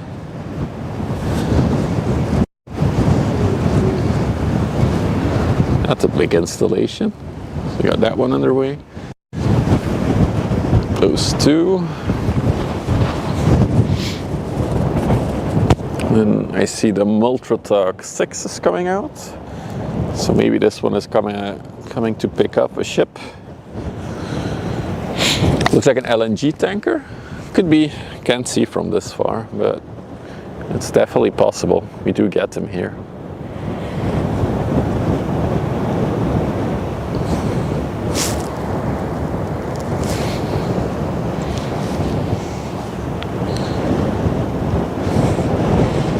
Approaching the end of hour 2, or at least almost. So if you're new to the channel, for all the new viewers, don't forget to drop a follow if you're watching on Twitch, or subscribe if you're watching on YouTube, and then you'll see more of my streams in the future. And of course on YouTube you can always smash that like button. You cannot just click it, you have to smash it. We're trying to grow the YouTube channel to 1,000 subs by the end of the year, hopefully. And then also we were doing a quick recap, so nothing really coming from Antwerp at this time, but there is something in the sluice. We saw her earlier already, the Chem Singapore, I think. Done. Thank you, Marcus. Yeah, it's like YouTuber talk, right? You cannot just click the like button, you have to properly smash it for it to work. So you can see this one is I think it's almost in the sluice. Yeah, I see mooring lines, so she's already in there. That was fast. I think she's not even using tugboats to maneuver.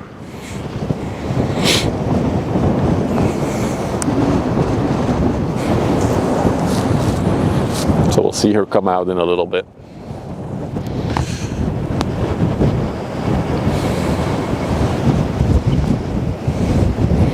Oh yeah, I should also say, it's actually, for me, it's 55% of my viewers are not subscribed, Toast. Believe it or not. 55%. How powerful are the tugs? I always compare them to the muscle cars of the river. They're very powerful. Also look at those chimneys. They really look like muscle cars as well, with those metal curved chimneys with that angle inside of them. Looks really cool. So they're very versatile, very maneuverable. They can do donuts and stuff like that on the river. They're really cool, these ships.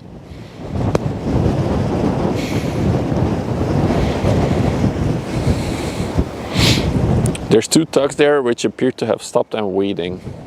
Okay. The Multratag 6 has a bollard pull strength of 62 tons. There you go. That's some more numbers right there. Thank you, Dutch fella.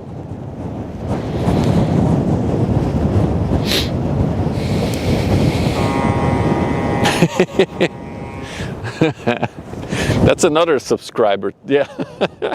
Bohemian, thank you for the prime.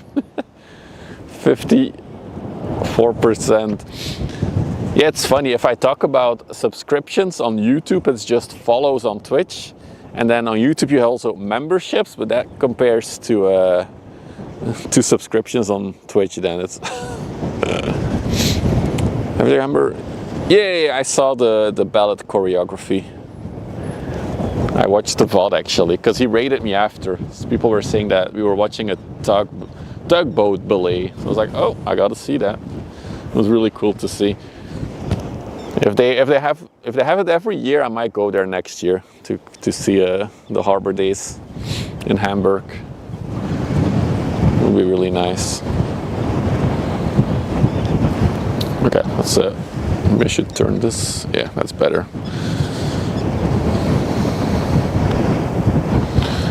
We've got an actual sailboat sailing on the river.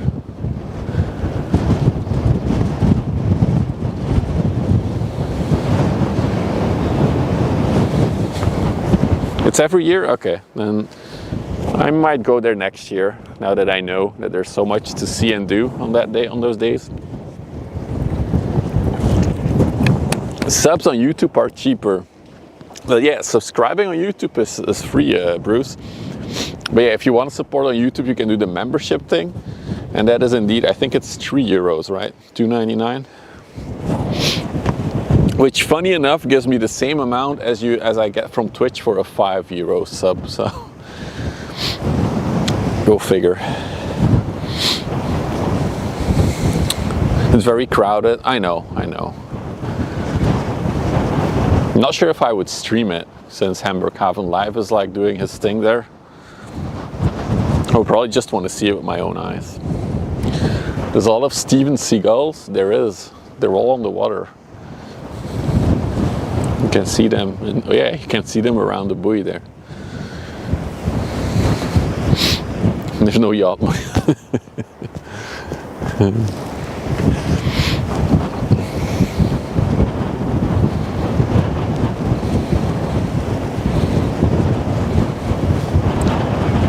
I think it's fine though. I'd rather have a free subscription on YouTube than memberships. I really would like to grow the YouTube channel a bit, because growing the YouTube will open more opportunities for other things.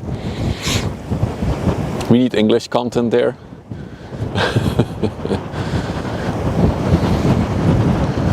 We'll see next year, we'll see. Now that I know that it's a thing, the harbor days there, I'll definitely keep an eye on it. Another thing that I might check out this year is the sail event in Amsterdam. That's only every 5 years, I believe. But that's also incredibly crowded. So I might actually just go there the days ahead of it, so we can maybe catch some of the bigger sailboats coming in.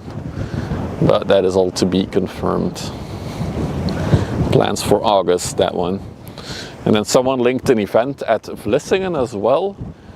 I think it's also in August that we might be able to catch. So Vlissingen is the city over there in the distance. It was like a sea thing event there as well. So, and there's also then stuff happening on the river. So that's also something we might be able to check out.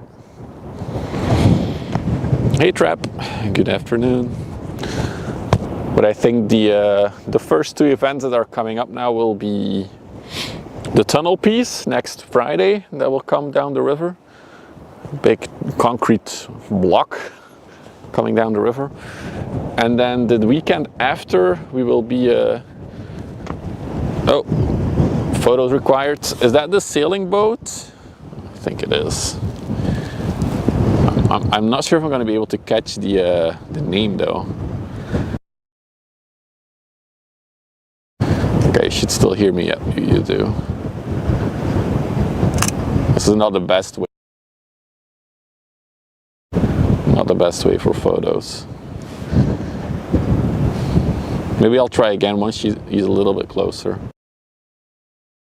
Okay. Track it for a minute. I should really get a second camera for the photo things. Anybody wants to sponsor a €1,000 camera?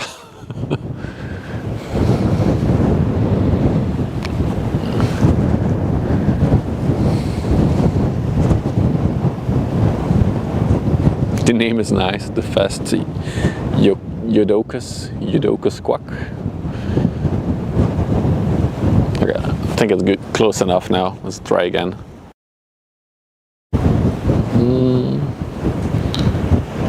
I might be able to crop it a bit.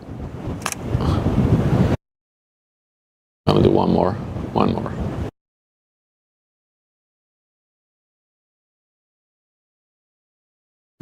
All right. In case you're wondering what I'm doing, we're using a website called Vessel Finder for tracking ships, the radar website basically. And the photos on there are like voluntarily uploaded by the users. So this one didn't have any pictures yet. So I made a picture so we can upload it after. Yeah, exactly, Toast. Exactly. Cool, cool.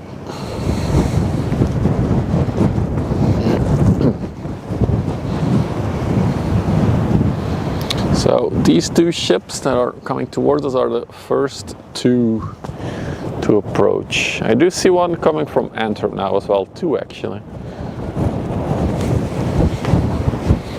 Hey! It's a super chat. Marcus, thank you for the €5 super chat. They say, let's start to save up for a new cam. Yes. Well, actually, I gotta be honest, I'm saving up for a new mic setup first. I want to have like a directional microphone so you guys can hear the ships better. Especially on days where the wind is not that heavy as today. I think there's opportunity for having like the nice rumbly noise of the engines that I can hear it, but it never translates on stream, I've heard already. So that will be my first improvement. Well, I'm currently already saving up for it, but that's the improvement that we're saving for right now. And I do think after that, a second camera, like a good proper camera, will be the way to go.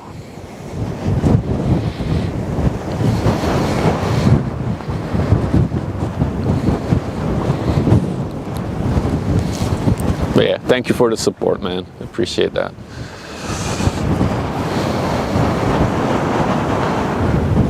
Gonna stand out of the wind for a minute.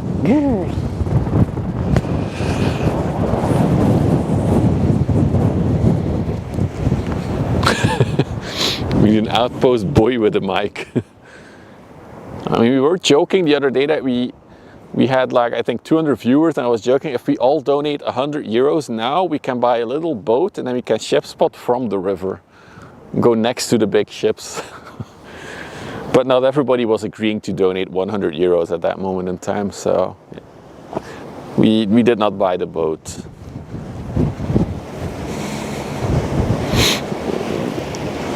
You should, Susie. These super yachts look really impressive up close.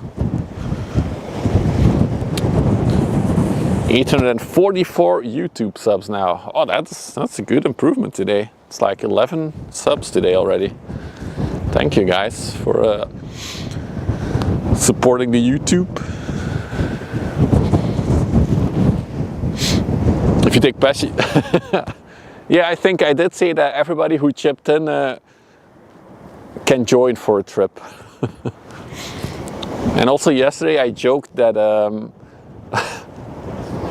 what did I say? Oh yeah, if we reach 1 million subs on YouTube, then I will rent one of the boats that we saw, like a little party boat, and then everybody's invited for an event. Hey to Awkward, good afternoon. You were implying that you also subbed. Okay, thank you B6, appreciate that. Yeah, the YouTube has been growing slowly but steadily, I cannot complain. And it will be nice to have a little bit more independency from Twitch. As we all know, Twitch is not the greatest platform currently in the world, you know? 1 million easy. I don't think so, but I made that statement because I'm pretty sure I'll never reach 1 million subscribers on YouTube. Hey Momo, good afternoon. But you know what they say, never say never. It's 400 kilometers one way. I mean, for a boat trip, I feel like it's a good trip you can make.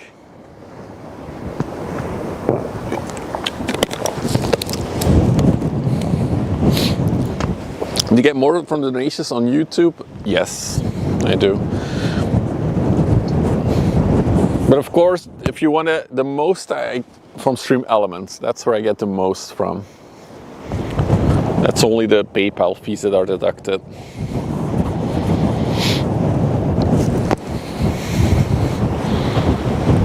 But to give you an example, if you do a membership on YouTube, it's €3, $2.99, and I get about the same amount as I get for a €5 sub on Twitch. Or is it €6? €5, I think, right? So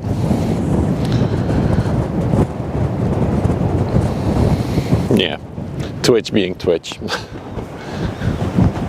I can't complain too much about it or they'll ban me or something.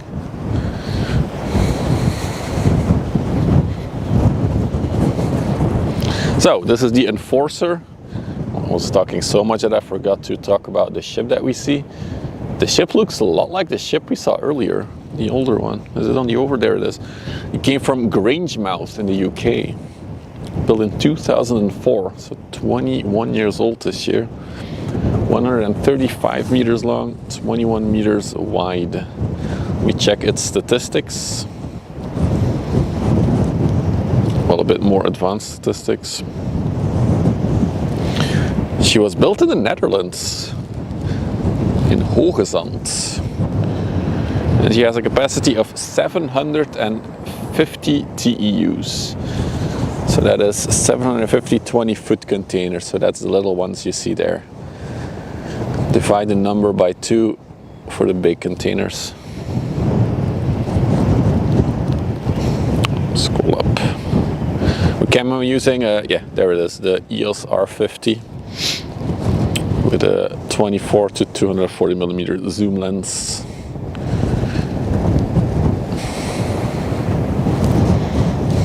So we can do this or say hi to the captain like this.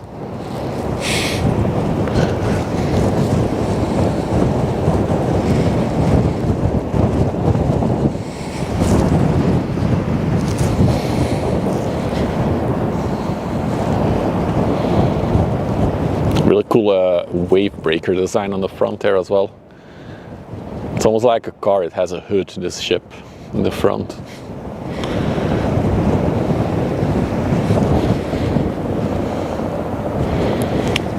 But yeah, so this is a crop sensor mirrorless camera. I would like to get a full frame for the next, if I buy another one at some point in the future maybe.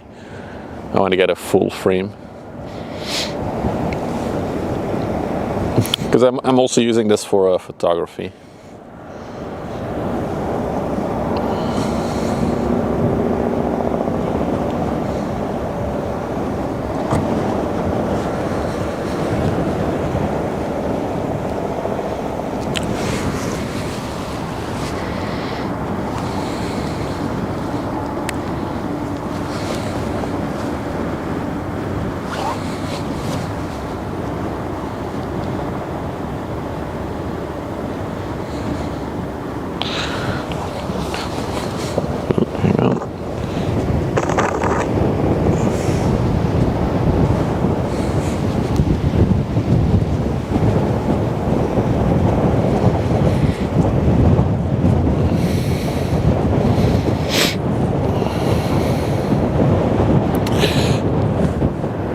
So, let's see.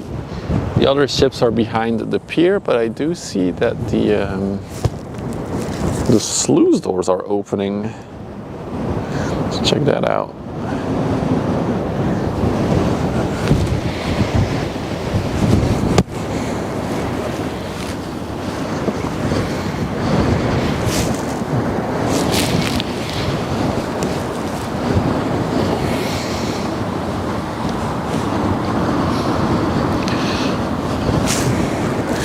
They still haven't updated their AIS data, their radar data. They're still going from Dunkirk to Rouen.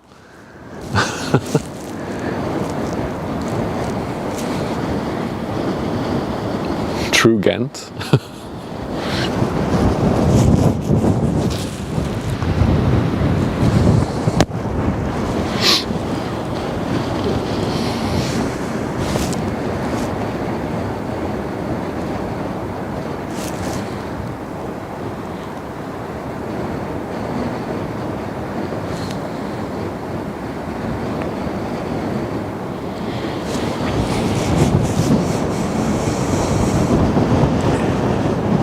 We got another tug coming out. Oh, that's a tiny one. That thing has like 15. What is that? What is on the front? Oh, there's. Oh. Okay. Why can't we join that? Looks like there's guests from the opening party for the Multratug building. I thought it was all like little spray nozzles, the orange things, but it's people with life vests. Getting a little tour on the tugboat. That's funny. Training? No, I'm pretty sure it's guests. I think I got some bad news. The LNG tanker, I think, is going to the port on the other side here. We won't see it. Yeah, it's turning in. It's too bad.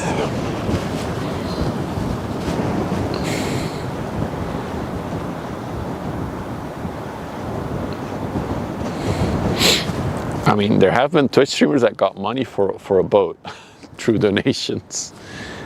I've seen some stuff in the past. That's a lot of guests. Yeah, that's a pretty full house on that ship. I wonder how far out they'll go with the little trip that they're doing. Also, why were we not invited? We gotta wave to the CEO every time we stand here now, since we can look directly into his office. Looks like a proper spotting tug. I mean, I know Hamburg Haven Live has joined tugs, so maybe one day we will be able to join a tug on the river as well.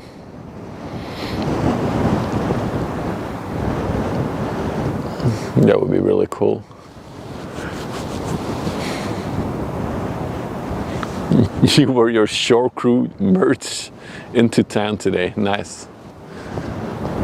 I'm wearing a Stream Buddy shirt today. Never mind. I wore it yesterday, my shore crew shirt. You need to email them.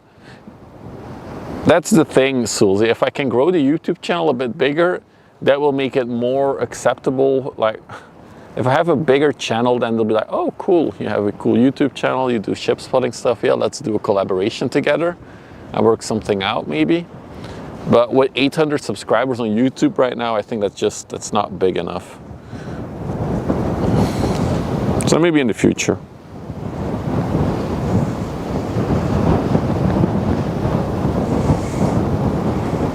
They released one this week, Cake.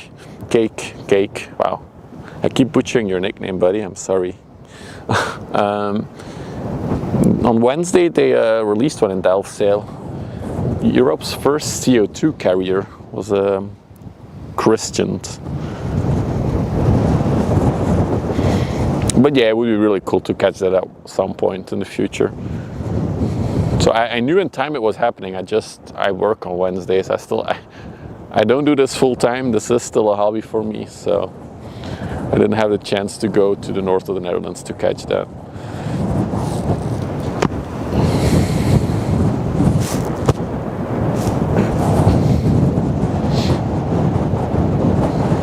There's even kids on board. Maybe it's like family opening day or something. Probably is. It's a cool thing to do though. Hey Black Cat, thanks for joining. Do you film passenger ships if there are any at your place?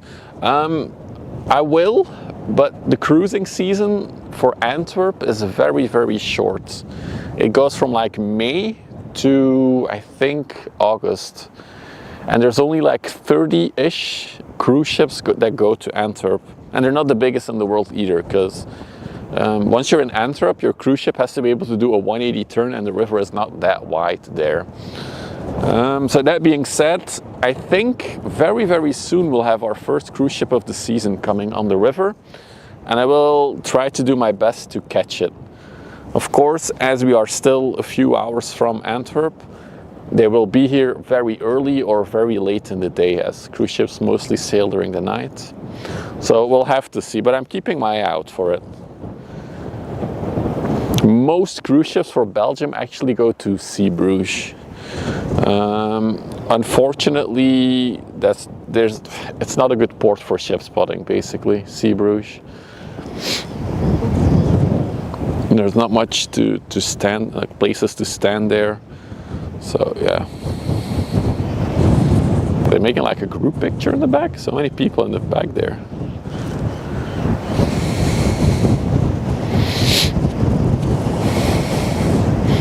Can we do a river cruise? I mean, we do get river cruises. We just saw one.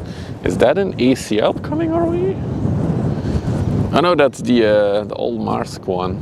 Never mind. That one is coming our way though. That's an empty bulker by the looks of it. Let's see. Let's go over there for a minute first.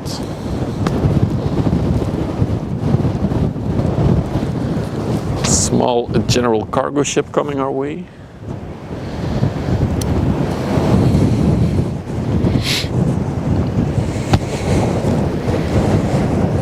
I actually have to look when the first cruise ship is arriving. I think it's really soon. It's somewhere at the end of May. Might actually be next week as well. This is the Arcos, and it came from Anchor. Hang on. Let me check my app. Arcos came from Clydebank in the UK as well. It's built by the Yinyang Shipyard Group in China.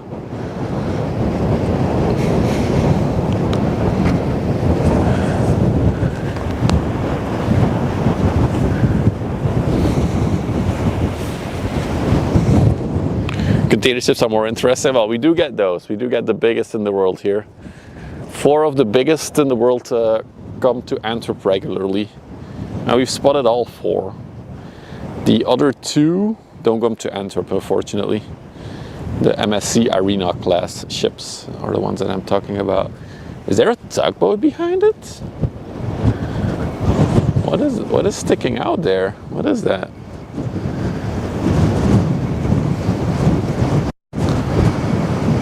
What it is a tugboat, it's pushing it. What is happening there? Huh.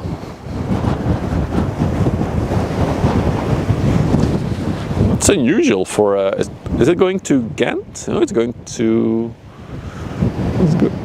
Antwerp, right? Oh no, it is en route to Ghent, okay. Interesting though, usually these types of ships, these small ones, don't get a tugboat. Maybe the pilot that's on board doesn't trust the ship's capacity and they were like, yeah, let's get a tug. We're not risking this.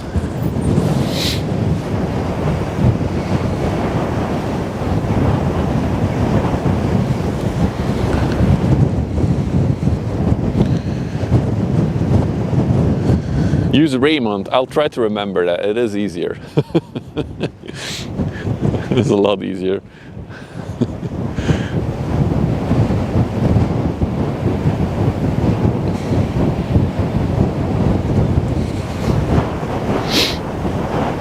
They were so close because they were attaching a line.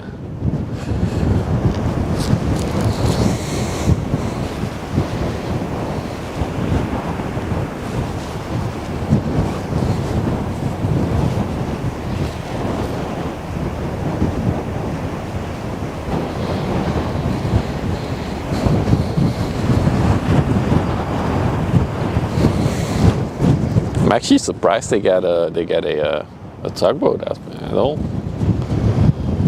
It's very unusual for this size of ship.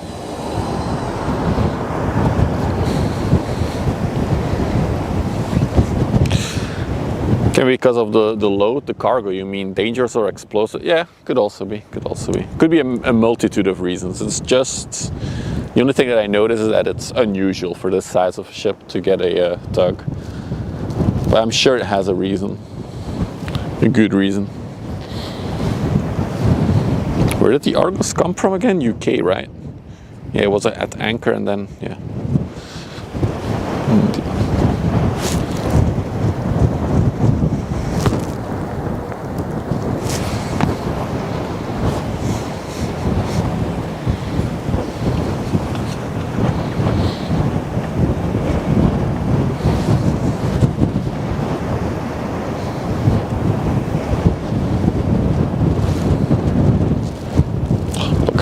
much white caps on the water. It's very wild.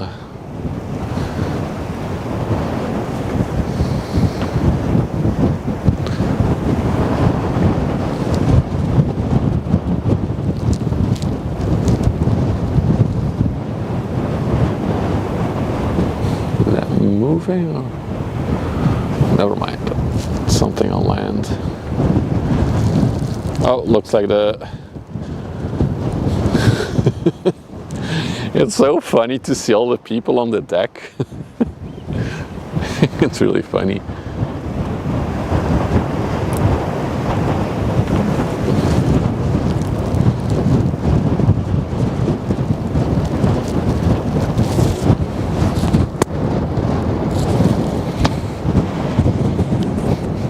The guy's gonna observe. Yeah, it looks like it.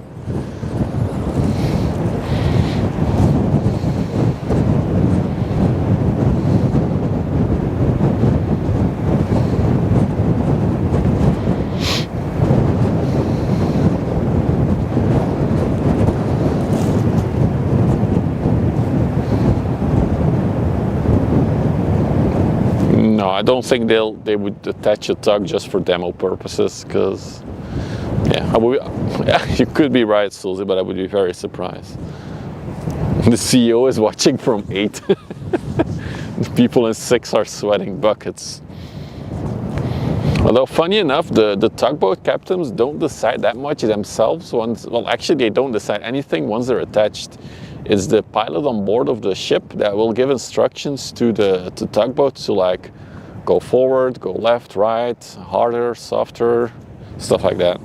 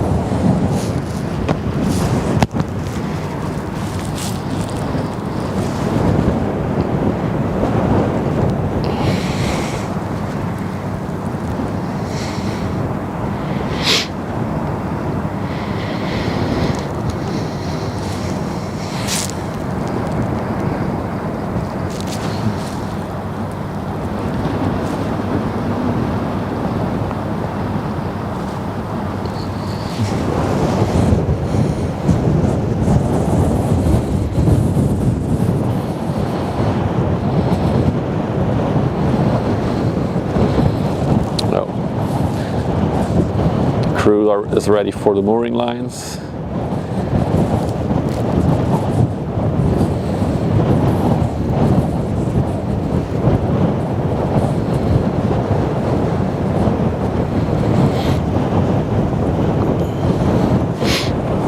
Yeah, she doesn't need a rust rating. It will be like a half out of 10 for rust.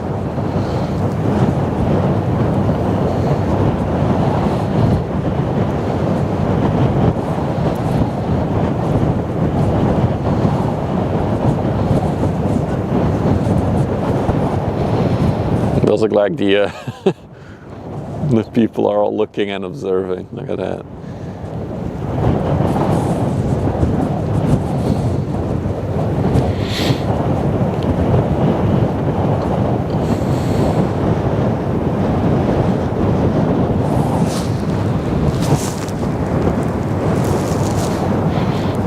Meanwhile, the chem is actually coming out of the sluice right now.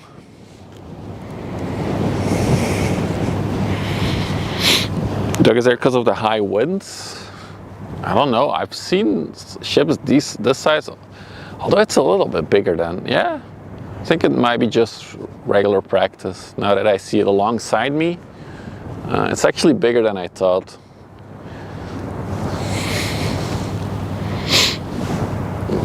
So many. Yeah, in case you're wondering why is there a million people on this boat? It's not because they're helping out. It's because that building over there behind the ship is their brand new headquarters, and it's their opening week/weekend, and I think it's like family day or something. So all the family members get to join. You can even see the party tents out there. Big party tent over there. And even if you move a little further, a bouncy cat. There's actually, is that a tugboat bouncy castle they have there? Oh my god, they have their own bouncy castle. That's amazing. The Multratug 40 is actually a bouncy castle.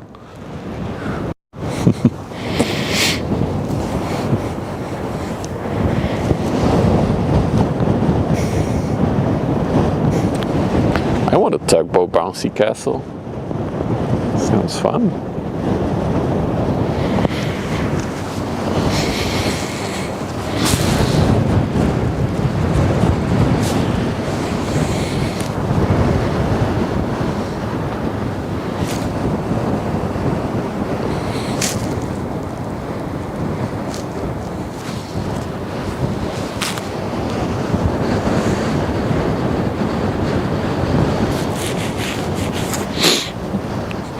I mean, I could also start working there, B6. I actually saw job openings for the Multratug company recently. There were several positions that I might have fit into, but I enjoy my work from home policy that I have now. I don't want to come out to an office every day anymore.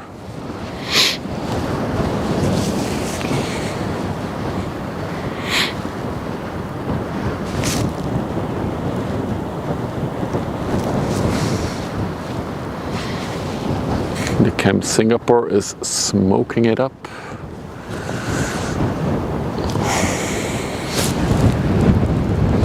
All right, looks like traffic is definitely dying down now. So I see one more big ship for today, and then I think I might wrap things up for this stream. Unless something is gonna come from behind the corner, but I don't think so. Let's check. Let's check radar. Well, this one heads out.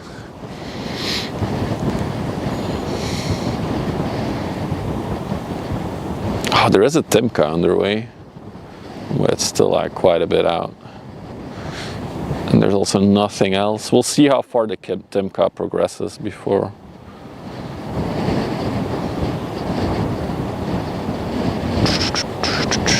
Coming in from the coast, then let's check. Another LNG ship. Ooh, going to BEZWL. I have no idea where that is.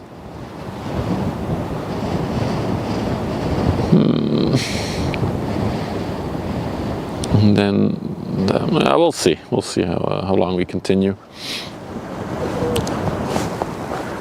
First things first, this one and then the other one.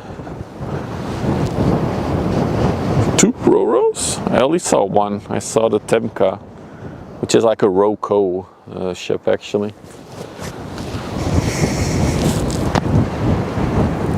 Unless you're looking out further at Sea Sulzy, but those are really far out then.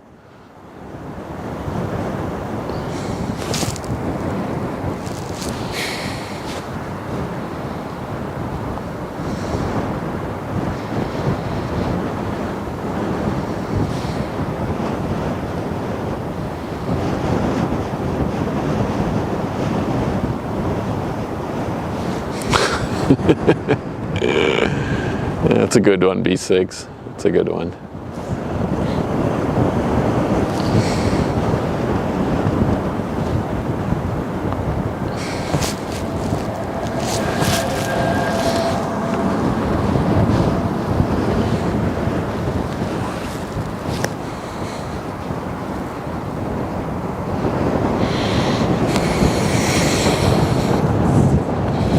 I assume, per usual, we should see people starting to prepare the pilot ladder. Or not today. Not today, by the looks of it.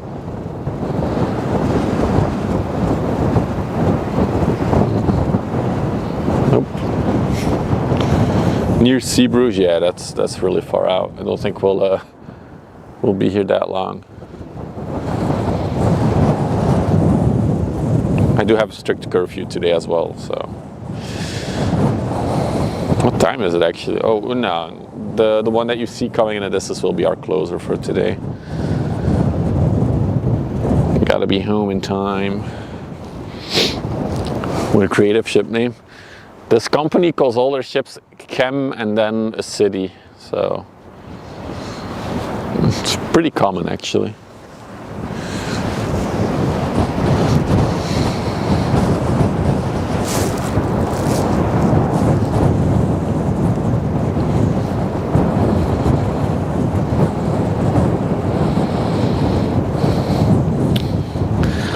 Look at all these outlets for fueling and unloading and unloading. So many outlets.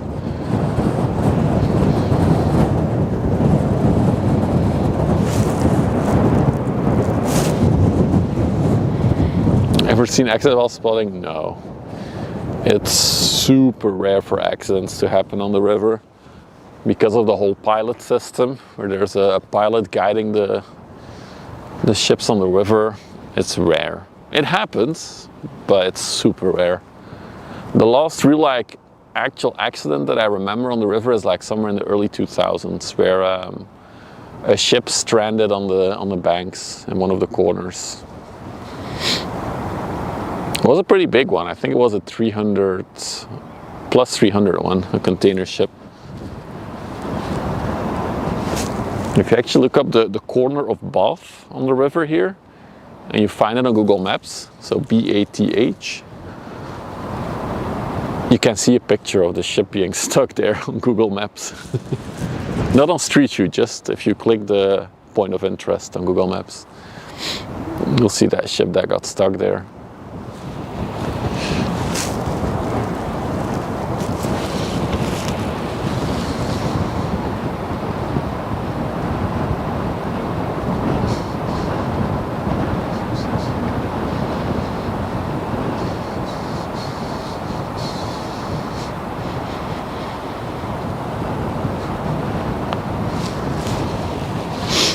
All right, then the MSC Jersey. Wait, didn't we see this one come in as well yesterday?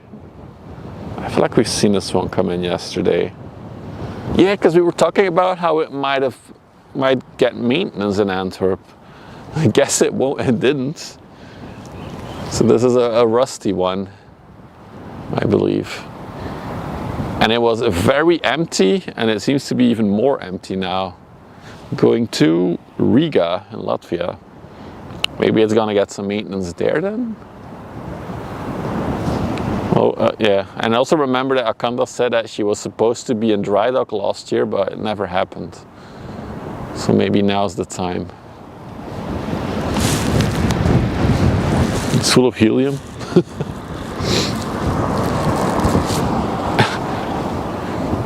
Riga is where it came from yesterday. Okay, so no, then it doesn't make any sense. Huh. Interesting. It seems to be very economically bad for a ship to be this empty.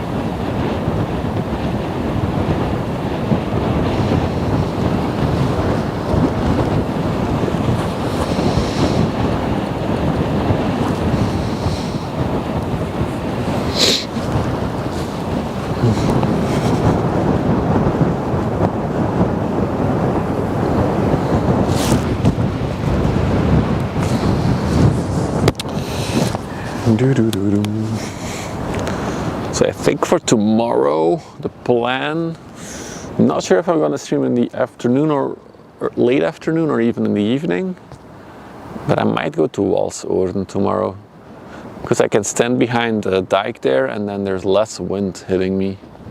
So that would be maybe nice to do. So we'll see. I'll check the schedule as always.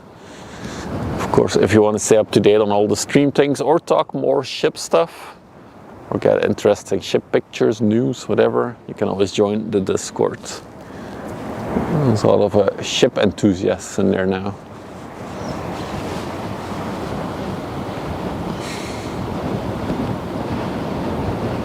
No, I didn't.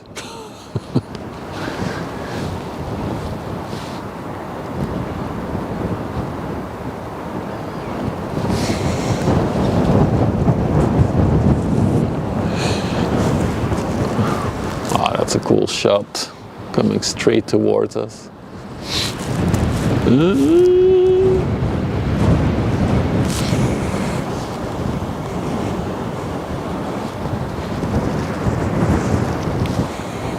It actually looks like she's gotten a few more containers in Antwerp.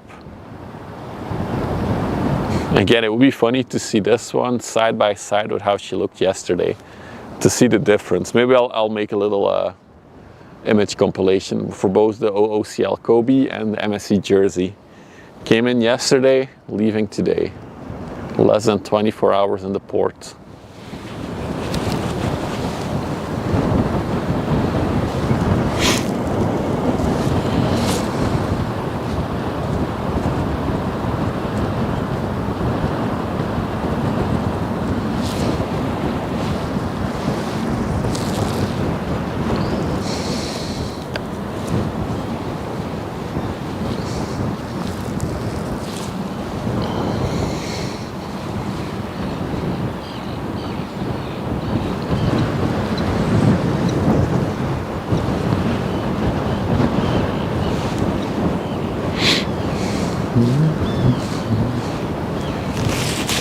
Also, while our closer for today is approaching, again, if you're new to the channel, I know I repeat myself a lot, but if you're new to the channel, don't forget to follow for the Twitch viewers, subscribe for the YouTube viewers. We're trying to grow the YouTube channel a little bit to 1,000 subs, hopefully, by the end of the year. Although, by how it's going, I think we'll hit it earlier. And of course, on YouTube, you can also smash that like button. Thank you.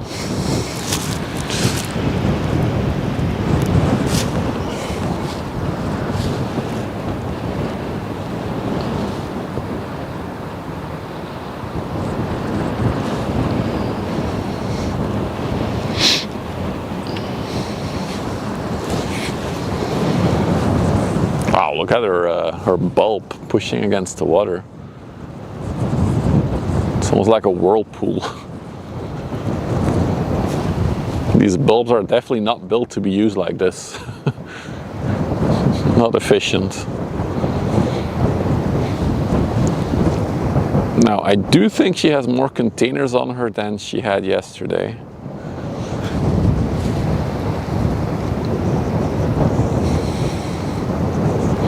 But still quite empty. And still in dire need of a fresh paint job, in my opinion.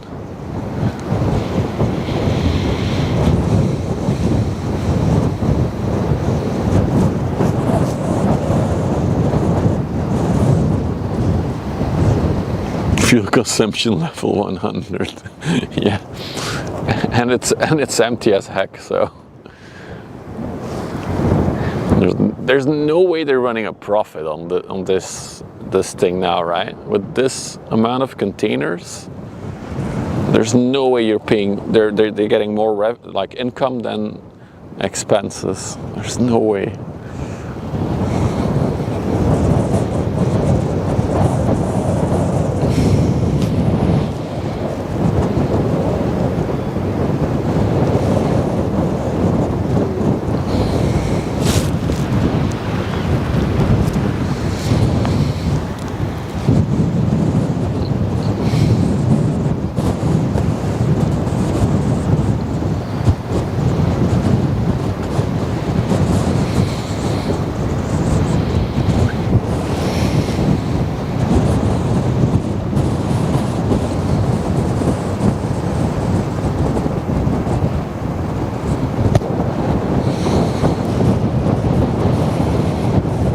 Spending around 1,000 euros or dollars a day on just the fuel. Yeah.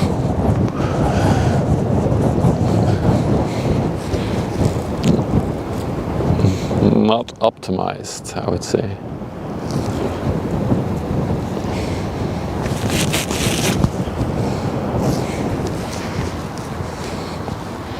Although fuel prices are low currently, I heard, so.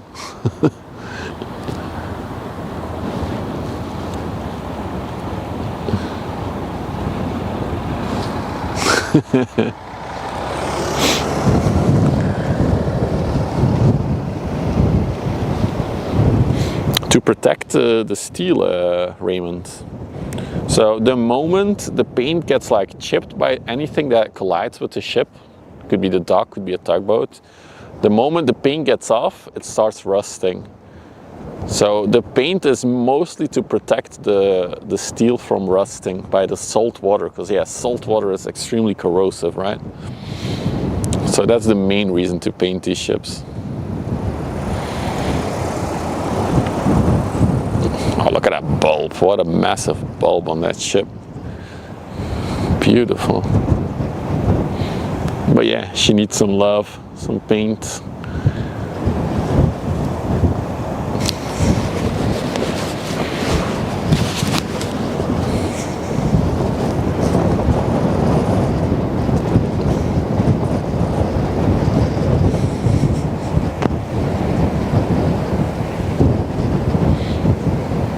And there you go. The underwater ship is also producing more resistance when it's uneven. Yeah, makes sense. Paint is extra weight, true, but I think it's worth it. If they wouldn't repaint it every so often, every few years probably, then eventually the ship would just rust away. It would probably become structurally unstable at some point. A vintage look. That's a good way to call it. It's a vintage look. That is the shore high voltage offshore connection, or no, shore connection. Look how high she is on the water. You can see her whole rudder sticking out there. You can even see the little holes that they used for the chains. They have to like move the propeller, or replace the propeller. They use those holes that you see there underneath for their chains, for the rigging. Ooh.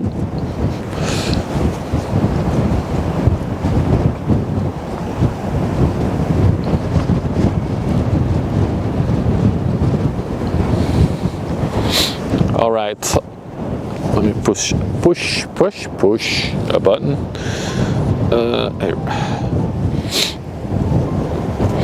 All right, so on this beautiful view, I'm gonna wrap things up for today. As I said, we'll be back for another stream tomorrow. Not sure if it'll be afternoon or evening, and also not sure where I'll be. Maybe here, maybe Balsoorden. We'll see. It will all depend on the schedules of the ships, of course. Other than that, all that remains for me is to say thanks everyone for joining, and thank you for the support as well. And I'll see you all very, very soon. Bye-bye.